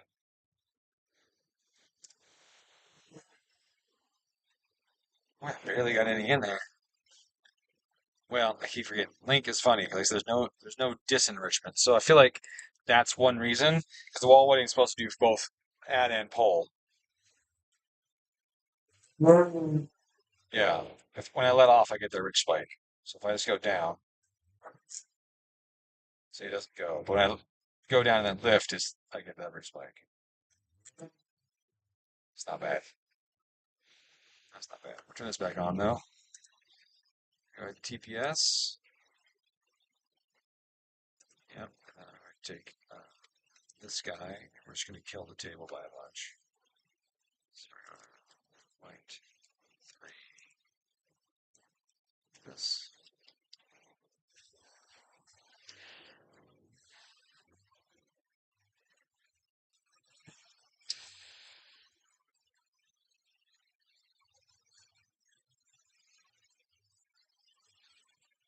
Try that. Try that on the road. Give that a shot. See how it does. See how it does on the street. Otherwise, though, call it quits. I think we're good to go. I think it feels really good. It feels clean. Feels smooth. Idles like a dream. Chasing our airfield target better. Now it's a little oscillation. You see it's being more aggressive here now than it was since I turned the gain up on it. Hopefully it's not too much when it's cold. Test that out. But I like that it's a little more active down here. Yeah, fan. Okay, I do want to change my closed loop a smidge though. I want to make it a little more aggressive. This. Let's do more. It's my highest, but it's not even 36 is the max. This is maxed. Okay. Now delta lockout. What's the highest here? What is it? Max is. Where's the max?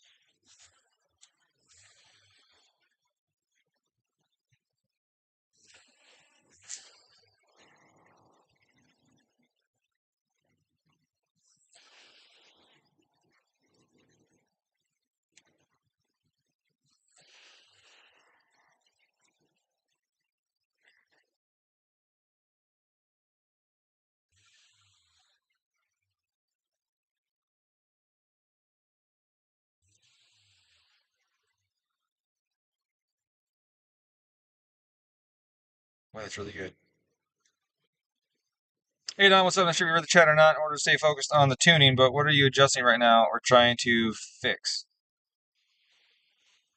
So right now I am working on the tip-in. I thought I said that. Maybe I didn't say it loud enough for you to know, but I was adjusting the way the Lambda responds to a change in throttle position.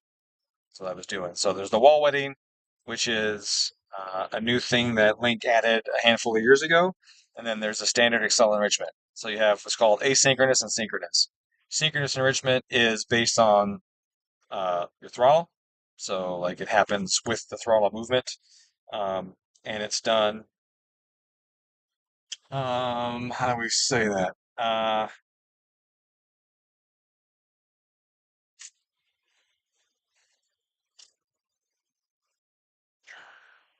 So let me back up. So basically, when you have acceleration enrichment, you have what my friend Andy calls the big gulp of air problem. And so what that means is when back up. I did this in chat. I did this in the Discord the other day. So I wrote up about tip in Discord. I think I think Gambling asked about it for a tip in wall wetting lecture, and so I have that in there in the Discord. Basically, what we're combating is the enleanment that happens on a TPS increase. So the theories are that two main things happen. First, three things happen. I'm sorry, three things happen. First, sensor lag. Okay. When I tip in and the throttle blade moves, that happens. Sorry, the change in pressure in the manifold happens instantaneously. But map sensors have a response time. They have to, there's parts inside that have to physically move, change position, then change voltage and report that to ECU. So it is not instantaneous. So there's a lag time in there. Map sensors also have filtering because there's noise on the lines. I mean, our alternator, for example, is called an alternator because it generates alternating current. It's an AC generator. And then we use a full wave bridge rectifier in the alternator to turn that to a DC. Now, it's not a smooth DC. It's what's called a ripple DC. So you get wiggles in it. You get the top half of peaks. And how many peaks and how high they are affected by how many poles you have in the generator.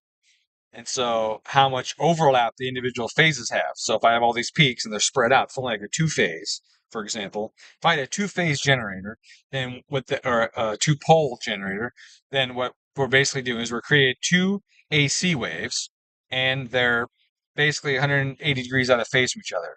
So one's doing this, the other one's doing that, right? They're 180 degrees out of phase. And so on one side of the curve, I have bump, bump, bump, bump. Well, I have, yeah, bump, bump, bump, bump. And so if I was to have those two phases and then rectify them, I wouldn't get any smoother bumps because a 280 degree phase voltage traces that are then rectified to be positive just gives me the same exact curve. So we don't have that. We have three on these things. So we have three, I keep saying phases, it's basic phases, three poles, three phase generator on here. So now they're all offset by 120 degrees. So then when I rectify them and flip the negatives to positives, now I have six humps. Okay. So I have six humps on the positive side. So I have an overlap between all the pumps. So now I have, and if I was to rectify them, and just look at that voltage. I have this little ripple across the top. So look at it, rippling across the top of the waves. Okay. I'm rippling across the waves of that, but I still have a ripple. Now, if I went to 8 poles, I'd have weird spacing. So if I went to 12 poles, then I'd have, them 60 degrees off instead of 120 degrees off. And so they'd be even tighter. And so I'd have a finer ripple, but we don't. Cars have 3. So we still have this ripple in there.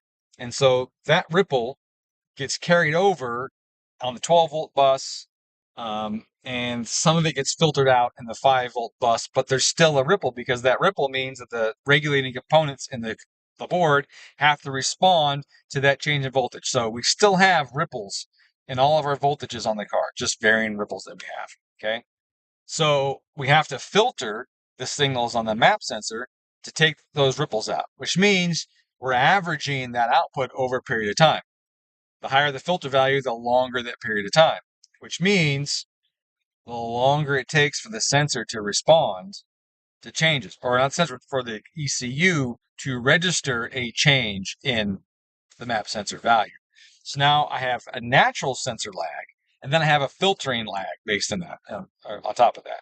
So I have two things lagging the actual or the indicated pressure from the actual pressure. Average pressure goes up almost instantly, indicated goes up to meet it. So I have this lag time in there. And during that time, there is more air than there is fuel. So how do we fix that? Well, we do tip and enrichment, okay? Now, that's the first thing we have. We have the sensor lag. Now we have what I say Andy calls the big gulp of air, where that is when the event happens, pressure goes up, we instantly get more air density, and it goes into the engine. So we have the air from that.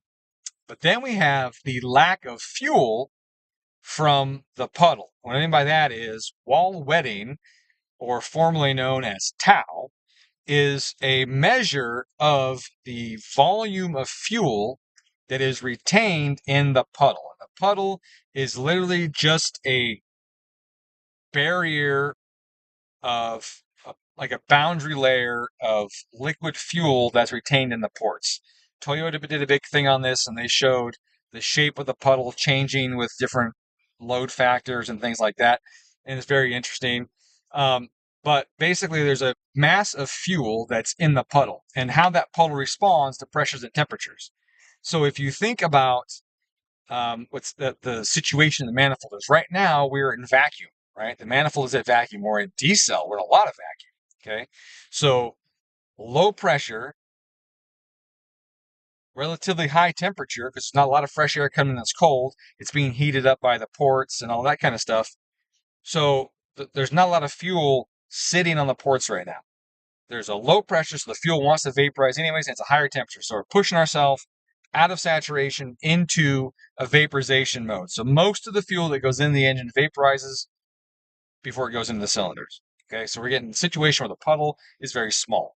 Okay, now I have a lot of vapor in the ports. That's what I'm saying, right? It's all vapor now. Very little liquid on the port walls. When pressure goes up, bam, pressure goes up. Some of that fuel vapor is going to turn back into liquid and to the port walls. We're going to lose that vapor because now the pressure went up. And if you were to look at vaporization curves, right, the pressure and the temperature, there's a line. And if the pressure goes up, less of it is vaporized. Now, it doesn't all go to the walls. Some of it just turns into bigger drops in the intake manifold and get fed in the engine, and bigger drops lead to less efficient burn, and some of it doesn't even get burned. So I go from this high vaporized state with finer droplets in this vacuum situation, and I tip in, small droplets become big droplets, some of those droplets stick to the walls, and they go in the cylinder. Now all of a sudden, I'm running lean because I took a big gulp of air before the engine knew it, so it never, for the ECU knew it, never had time to add the fuel to it, and the fuel that was going in just dropped. Without any input from the ECU, the fuel that made it into the engine to get burned went down. And so I need to compensate for the fuel that stuck to the walls. I got to compensate for the fuel that stuck to itself and didn't burn as well in the cylinder anymore. I have to compensate for the sudden burst of air that I couldn't see because of sensor lag on the map sensor, right? The VE curve, the fuel map doesn't respond as fast as manifold pressure does. So manifold pressure would go up and do that. My little square, my VE table is going to go whoop, up to it, and there's this big spot where the fuel never made it into the engine. So I have to compensate for those three effects with tip and enrichment. And now you can do it different ways. You can do it based on map. You can do it based on TPS, or you can so that it's just um, as TPS increases, I inject a percentage of fuel of my total fuel capability, right? Which is basically what the acceleration enrichment does. That's the synchronous enrichment that we have. The async enrichment is now basically adding an amount of fuel based on an estimated pressure in the manifold and based on the amount of fuel that was going into it already, I guess is the best way I could say it without getting into or finding if Think even has it. The actual documentation says how their wall weighting works. But the idea is they go, okay, well, this amount of mass is going into it, this much air is going into it, this VE value, and then when we see the throttle change, we're going to assume a certain percentage of that fuel hits the port wall, and so we're going to inject extra fuel based on that. And that's kind of what we're saying is our wall weighting compensation, we're saying how much of that total we're going to add extra to it. So we're going to add twice as much, or we're going to add 5% as much, or whatever to whatever the calculated amount of it should be. Now there is also, like I said, you heard me say a map estimated model where as soon as the throttle rotates, then the ECU says, oh, our estimated map is this much, and that's not in the link. I shouldn't have said estimated map on the link. Our estimated map is this, and then so we know the VE map is going to go up here based on that. So it anticipates the change in the map pressure by the throttle beginning to move before the map sensor can report it. And that's an estimated map way of doing it. That's what I kind of screwed up. I said that during the link thing. But anyways, there's lots of different ways to do it. I got to add some air here. Holy shit, it's hot. This air is also hot. It's cold outside. So anyways, with the link, those are the two things that I was doing. But Link makes it a little extra difficult in that it doesn't have, well, that AC does not. It does not have an enlainment, a tip out enlainment. What the fuck? Turn that on. He's got something in his blower motor. Or the variant's bad. Uh, with most ECUs, when you tip out, it sees that. They call it either a decel enlainment or a tip out enlainment. And then they also have overrun or decel cut. Two different things. But the idea is when I tip out, right, I have the opposite effect. The opposite effect is that now fuel that's gathered on the walls goes shook into the port and gets drawn in, right? And that'd be wall weighting compensation. But then I also have the big, I guess it's the lack of air that goes into the engine, the drop in air, but the ECU having a delay in seeing the pressure drop, and therefore it doesn't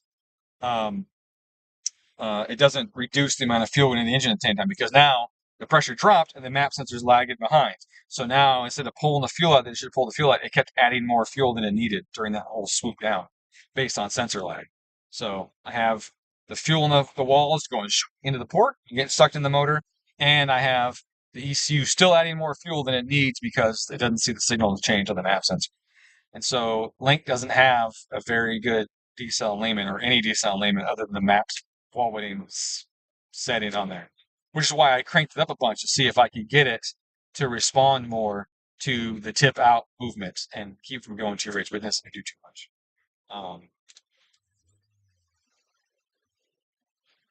Having it higher definitely helps. That made it better. So what we can do is we can test that, bring RPM up, give it a little umph. Actually, we'll do it from lower. We'll do it from lower. I'll give it full throttle, and then I'll let off at like 4, and then we'll see how rich it goes. We didn't. So the diesel fuel cut worked and didn't have a big dip. So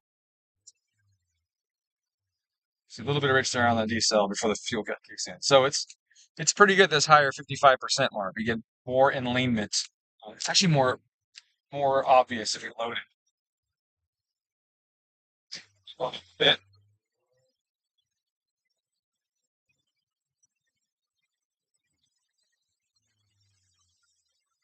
It's hard on the dynos. Easier on the road. because you have the weight of the car pulling the car forward. So it's easier in order to do that, do those tests, to load it.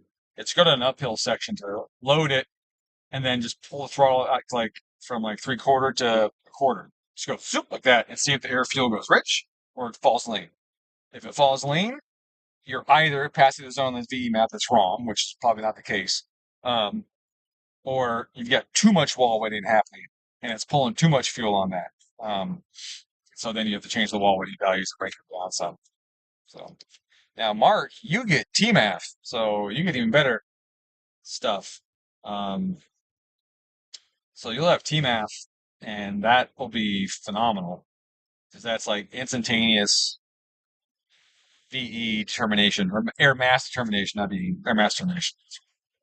So you're going to have a good time with Amtron. It's pretty cool.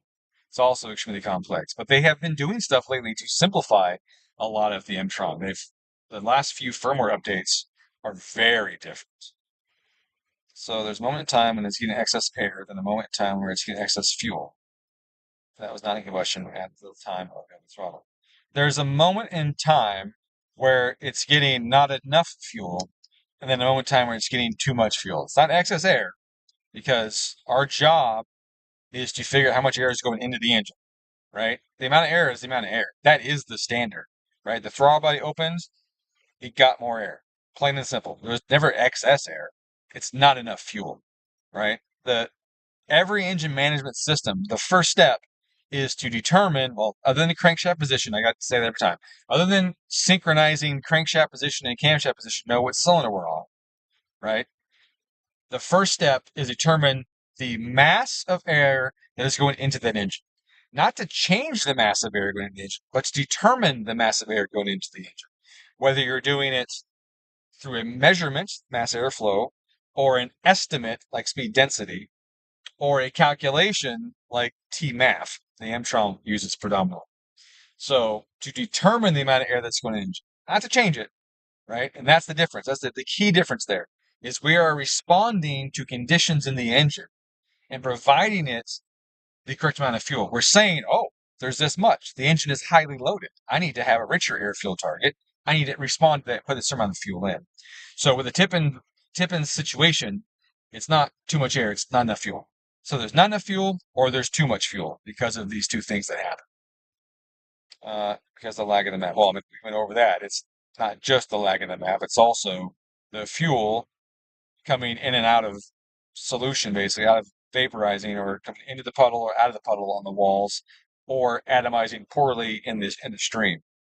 So the calculation of air mass is wrong during the lag period, and the fuel changing its phase and altering how much of it that you inject is going into the engine during that period of time is the effect. So it'll take more time. You're not going to get it off my first explanation. You'll need to think about it. Think about fuel. Think about anything that has a vaporization curve and how it is changed by conditions, being temperature and pressure. And then you'll start thinking about, holy crap, well, if it's really cold outside and I tip in and I get a gush of super cold air, as well as an increase in pressure, wow, that's going to make more fuel become small or become larger droplets and stick to the walls and not atomize well in the cylinder compared to if it's a 120-degree day and I smack the throttle. And there's a difference there, not only in the reduction of air mass from that, which is probably one of the self-correcting actions in some way. The hot air mass isn't going to feed as much air into the engine when you tip the throttle, but that might help reduce the effect that we see. And we can see that a little bit in our tip-in altering itself based on coolant temp, because tip-in is affected by coolant temperature dramatically. Like this car gets like 400% more acceleration enrichment when it's cold than does at operating range, because the air coming in is colder, the port walls are colder, more of it gets sucked to the walls, and a lot of it stays in bigger droplets during cold operating temperatures versus when it's hot. So, yeah, there's a lot of aspects to it, man. There's a lot of people think that injectors are just holes that open and close, and then you open it more, you get more fuel, and that's not true. Um, They think that engines just need to put fuel in there and explode it, but there's more to that. How the fuel mixes with the air as it enters the chamber, where it goes when it's in the cylinder. If it's got tumble versus swirl, those are two different types of charged motion. Those are important. They dictate how the engine's going to behave. The shape of the combustion chamber, how the flame propagates throughout the combustion chamber during the combustion process, all that stuff affects an engine. It affects the amount of timing it needs because it affects the burn speed. And that's really what all it's about. It's not ever about, I want to add more timing to make more power, because that's wrong. I want to add the correct amount of timing to make the most amount of power that the engine can produce without knocking, right? And that could be more, that could be less. Now, on pump gas, it's usually more because our knock threshold is usually below the amount of timing it takes to create maximum output. So that creates that mentality of, oh, more timing is more power. But when you get some ethanol in it that doesn't knock, or race gas that doesn't knock, if you have that mentality, you blow the engine up. You push the heads off, spin the bearings, burn out the wrist pins, all the stuff that you see Subarus on ethanol do. You see them all on ethanol, just fucking grenade themselves because the tuner was like, it's not knocking, look, I'm making more torque, and keep hitting that plus button on the ignition map, and they've now added too much timing. It ain't knocking, but they've added too much timing. Wipe out the wrist pins, wipe out the main bearings, wipe out the rod bearings, push the fucking head gaskets out because lift the heads, all that kind of stuff. So never think about it as I need more timing for more power. You need the right timing to make your burn, your peak cylinder pressure happen at the right time in the combustion or the crankshaft rotation. And how much that is depends on the burn speed of your product and the shape of everything, which affects the burn speed. So if it burns really fast, you're going to, like, say, an FA does at peak boost, or a B58 or an N54, where we're down in single digits or even negative timing versus burning not as fast, like an EJ that has like 14 degrees, okay? Or even not as fast, an LS with 21 to 30 degrees of timing, or even not as fast as like a small block Chevy with 36 degrees of timing, right, at the same loads. So in no case do you want to push your LS to 36 degrees. That's not going to work. That's too much timing, right? So it's never, I want to add more timing to make more power. It's, I need to get the right timing. And that's really important because if it's always more, you will blow it up for sure.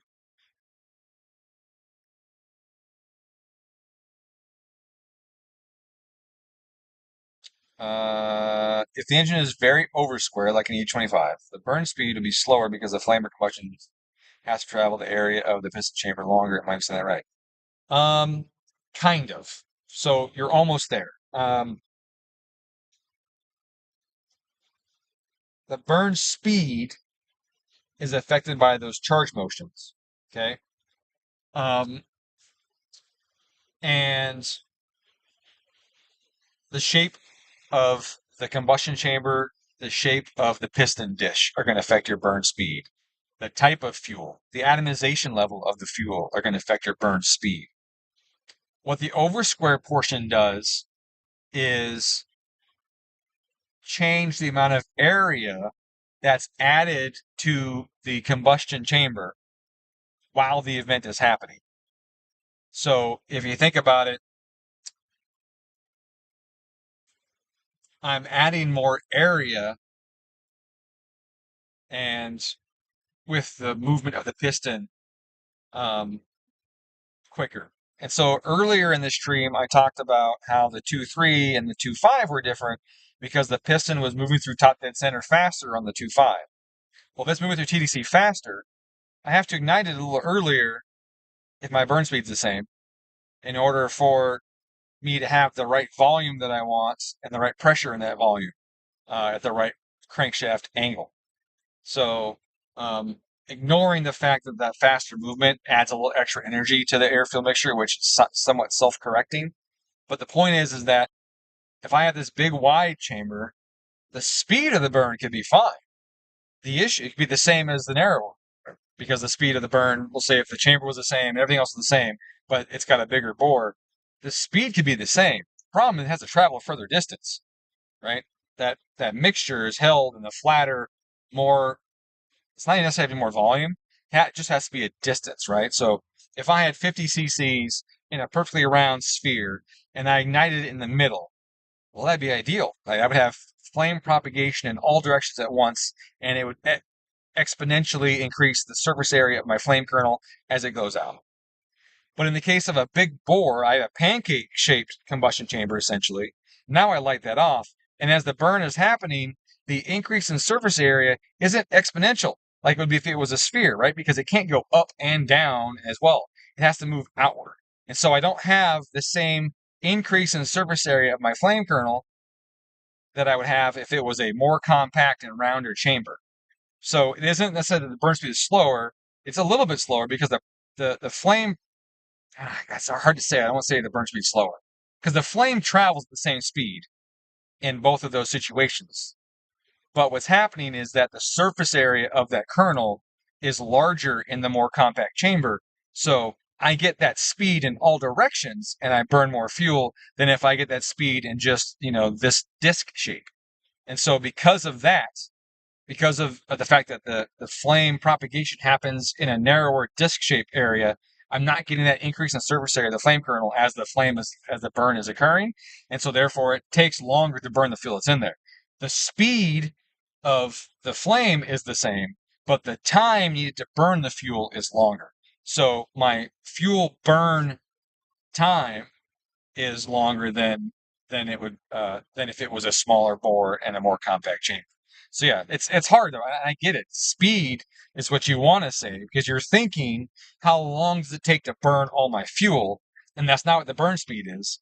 That's the burn time or potentially burn rate of the fuel. How much fuel I'm burning per unit time. The burn rate is slower in the big bore than it is in the smaller bore, but the burn speed is the same for all of the conditions being the same. Yeah. So there is a difference in that, in those expressions. But you were thinking burn rate, which makes sense, where burn speed is literally a meters per second. It's moving at this many meters per second. But the burn rate is less because I have a lower fuel mass per second in the burn rate. But yeah, the speed is kind of what you um,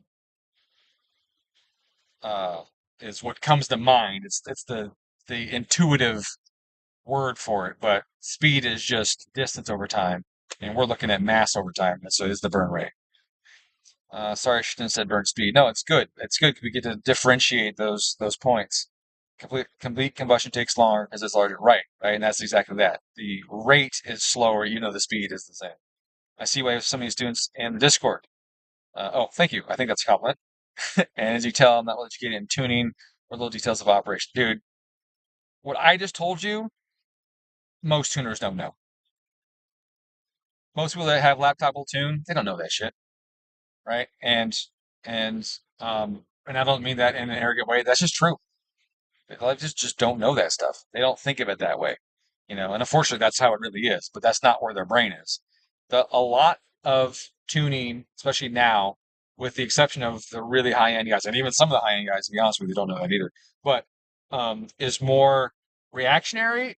Well, I would say it's predictive based on experience, and it's reactionary based on result. So they go, okay, I'm seeing these things happen. I know that around here is where things get angry. And that is what that's what they determine based on experience, doing it in a long time. And then whether or not they understand why those things happen is the difference. And a lot don't. And a lot honestly don't. A lot of them just know, I am looking for this. When I see this, I should stop.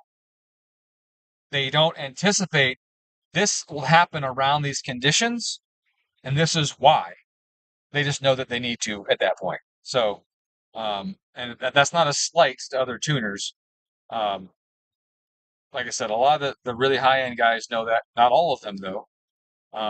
And A lot of the OE people know that because they learned the engineering side and then applied it to learn to tune afterwards, where a lot of tuners learn to tune, and if they're curious or if they're hungry for knowledge, they learn the engineering stuff later as they're going. So, um,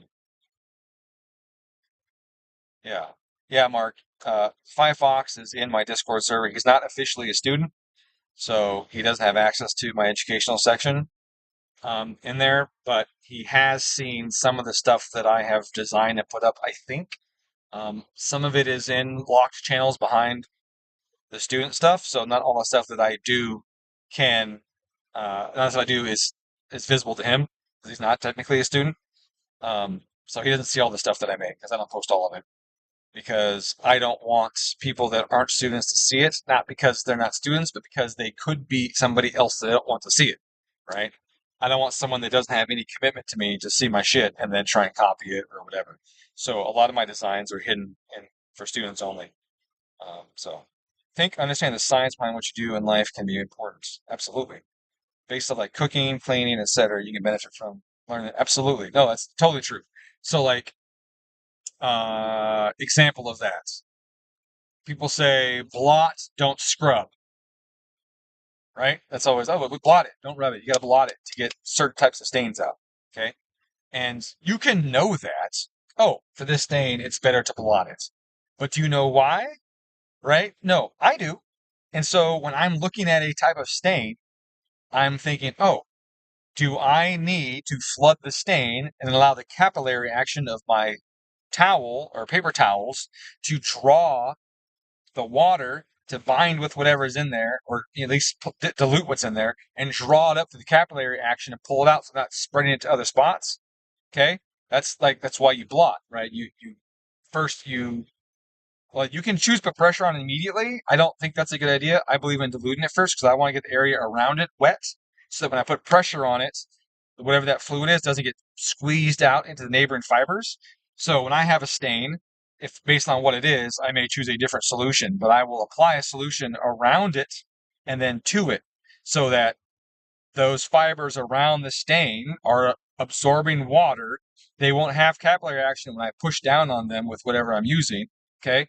So then the stain won't spread a whole lot. Now, if it's like food coloring, which is very uh, hydrophilic, right? It wants to go to water. That might be a bad call because applying the water might allow it to suck out to those areas and actually end up staining the fabric some more.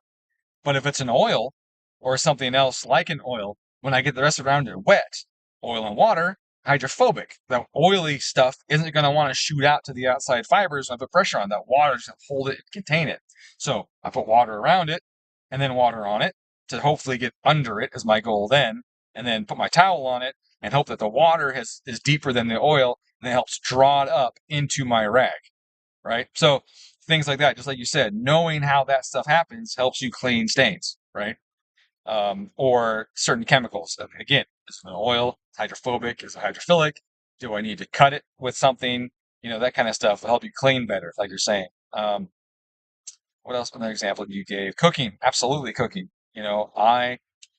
Um, I love cooking.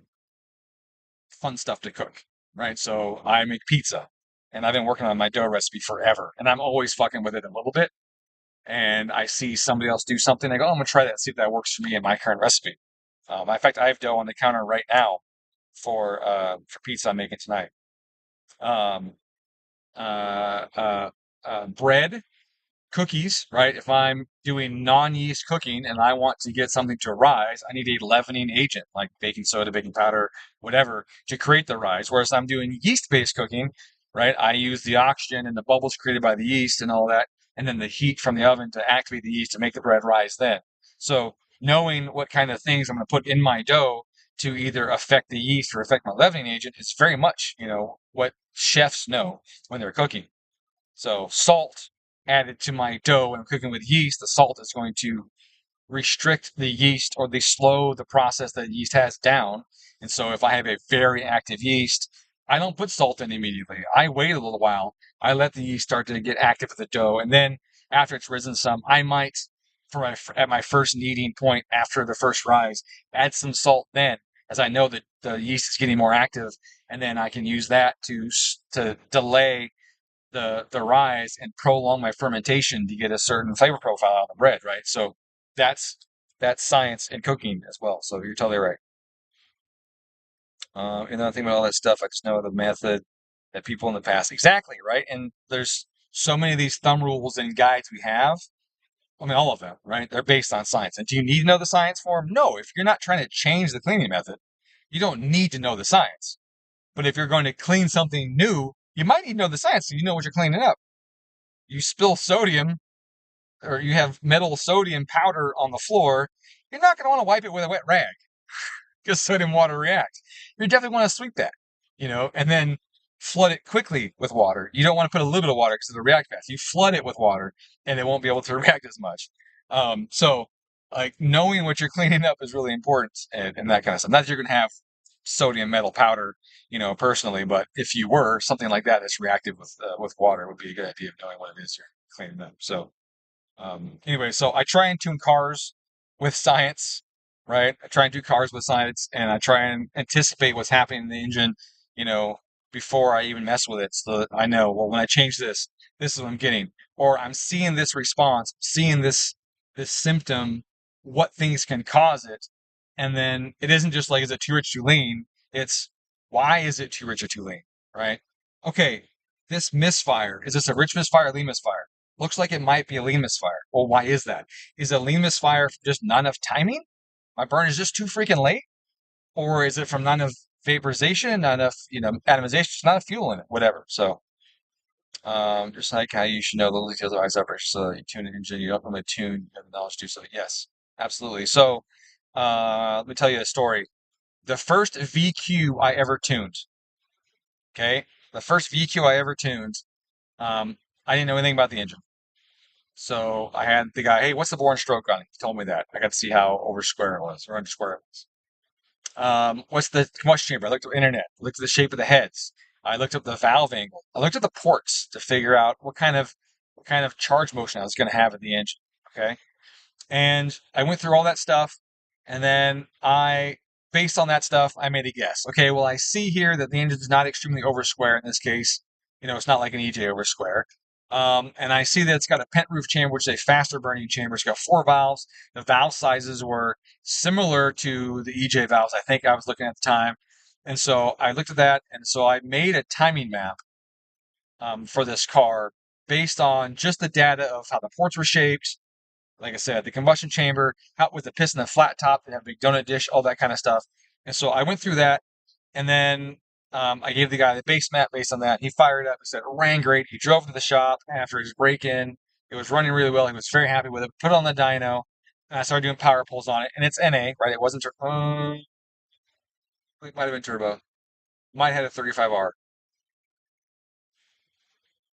I don't remember now. I can't remember if that was one of the other one, or that was the second one I did. Regardless, I was within 3 degrees. I was within 3 degrees, almost entirely across the board, of what the engine needed to make the most power that it was going to make on the fuel type it was.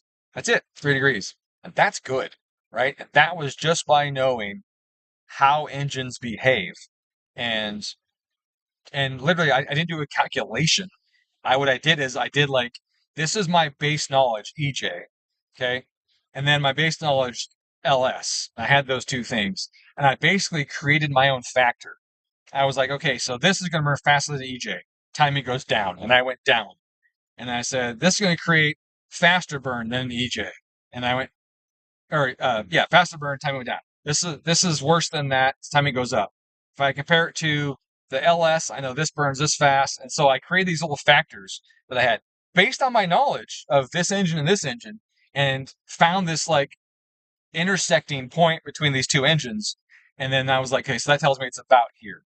And so that's what I did. And I made the map based on that, right? Is that a perfect way of doing it? Fuck no, obviously not, right? And luckily I had 2 points of reference in this that I could look at.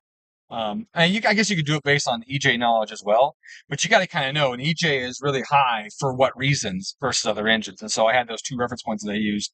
And so based on that, Oh, maybe I used the SR20 on that one. I think I might use SR20 and the EJ on those cases. But anyways, I still referenced all that stuff when I was doing it. And then it was like, okay, it's more than that for this reason, it's below than that for this reason. And so I went through all that. I go, that's all the factors I could think of. So this is what I think the time map's going to look like. And it was really close. It was 3 degrees. That's close. That's good. So like I said, is that a purely accurate scientific method? No. Did I know the exact charge motion and have detailed, you know, information in white papers based on how that engine breathes and all that? No, I didn't have any of that.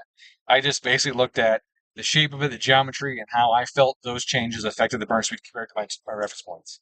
So, anyways, let's see. I'm good at explaining stuff. Design really stuff. Okay, I saw that. Thanks. By the way, thanks, Mark. I appreciate the compliment.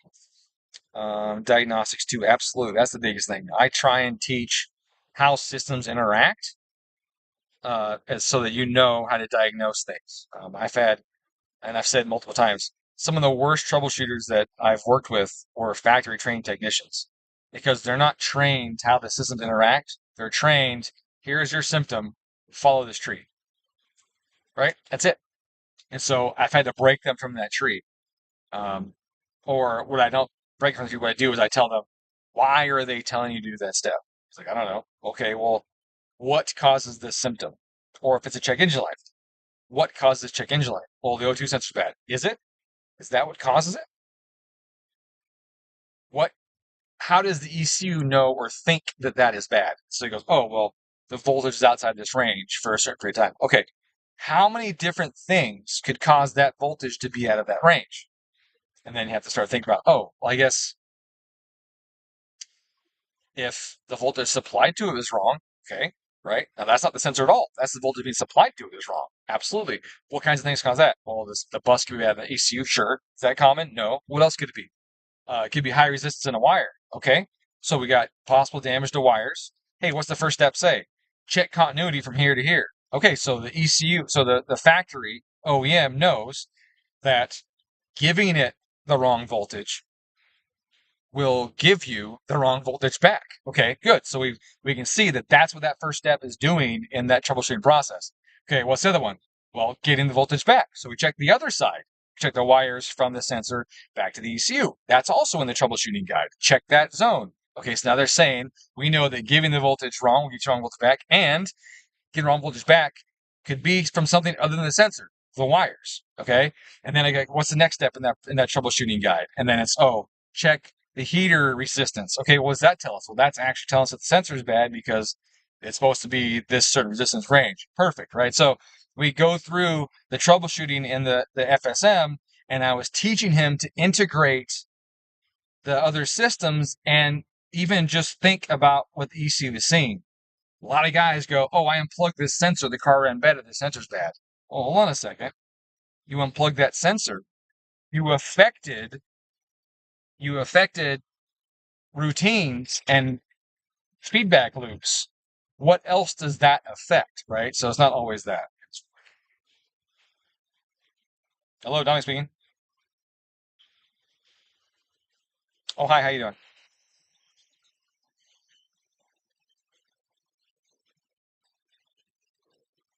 Yep, yep. Thank you, you too. Bye.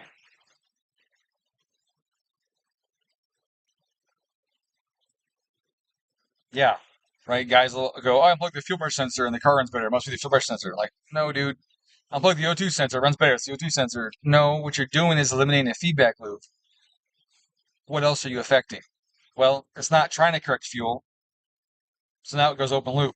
Okay, what's that mean, right? So like, um, excuse me. Anyways, yeah. So knowing how this is integrated and what affects what are really important. Knowing what causes that check engine light is important because what causes it is just a list of factors or list of um, data points, right? Certain situation can cause that, but that isn't the only thing that can cause that, right? And that's what's important to know is how that works. So I work with a lot of those factoring techs, teach them better, learn how the systems work, and then it gets to the point where they're not even using the manual anymore. They're going, oh, okay, well, this code says this is wrong with it. I know that this affects that system. Okay, it says system too rich. Is it actually too rich? Right? Because it uses the O2 sensor term that's too rich. The O2 sensor is bad, and it's reporting rich. Well, let's see. Does it have a misfire as well as a huge correction? Okay. Maybe it's not too rich. Maybe it just thinks it's rich, and all the fuel that it's adding is creating a rich misfire. Same for the opposite direction. System too lean. Or a situation would be it's pulling the fuel out. Now it's a lean misfire, right? Because it thinks it's too rich. It's pulling fuel out. Now it's a lean misfire. That's what I meant to say. Or the opposite way. A system too um, lean. Now it's adding a bunch of fuel, creating a rich misfire. So um, that's if the sensor's bad. But what if its injector's stuck open? Well, then the system is too rich, but it's only part of the system. Now I got misfires on a couple cylinders because it's pulling a bunch of fuel out of the engine. Cylinders 2, 3, and 4 are misfiring because they're lean, but cylinder 1 is still rich balls and it's running smooth. Oh, shoot. Cylinder 2, 3, and 4 are bad because they're misfiring? Or are they misfiring because of the situation that occurred? And cylinder 1 is actually going to have the problem injector. So knowing how all that stuff, how one thing affects another is really important to troubleshoot. So, all right, I got to go. It is time for me to depart. This car is done. We're going to put some miles on this thing, and I should be tuning it again here in a couple weeks. Put boost on it. That should be a good time. Double check that my stuff is all saved. I think it is. Store, save. All right.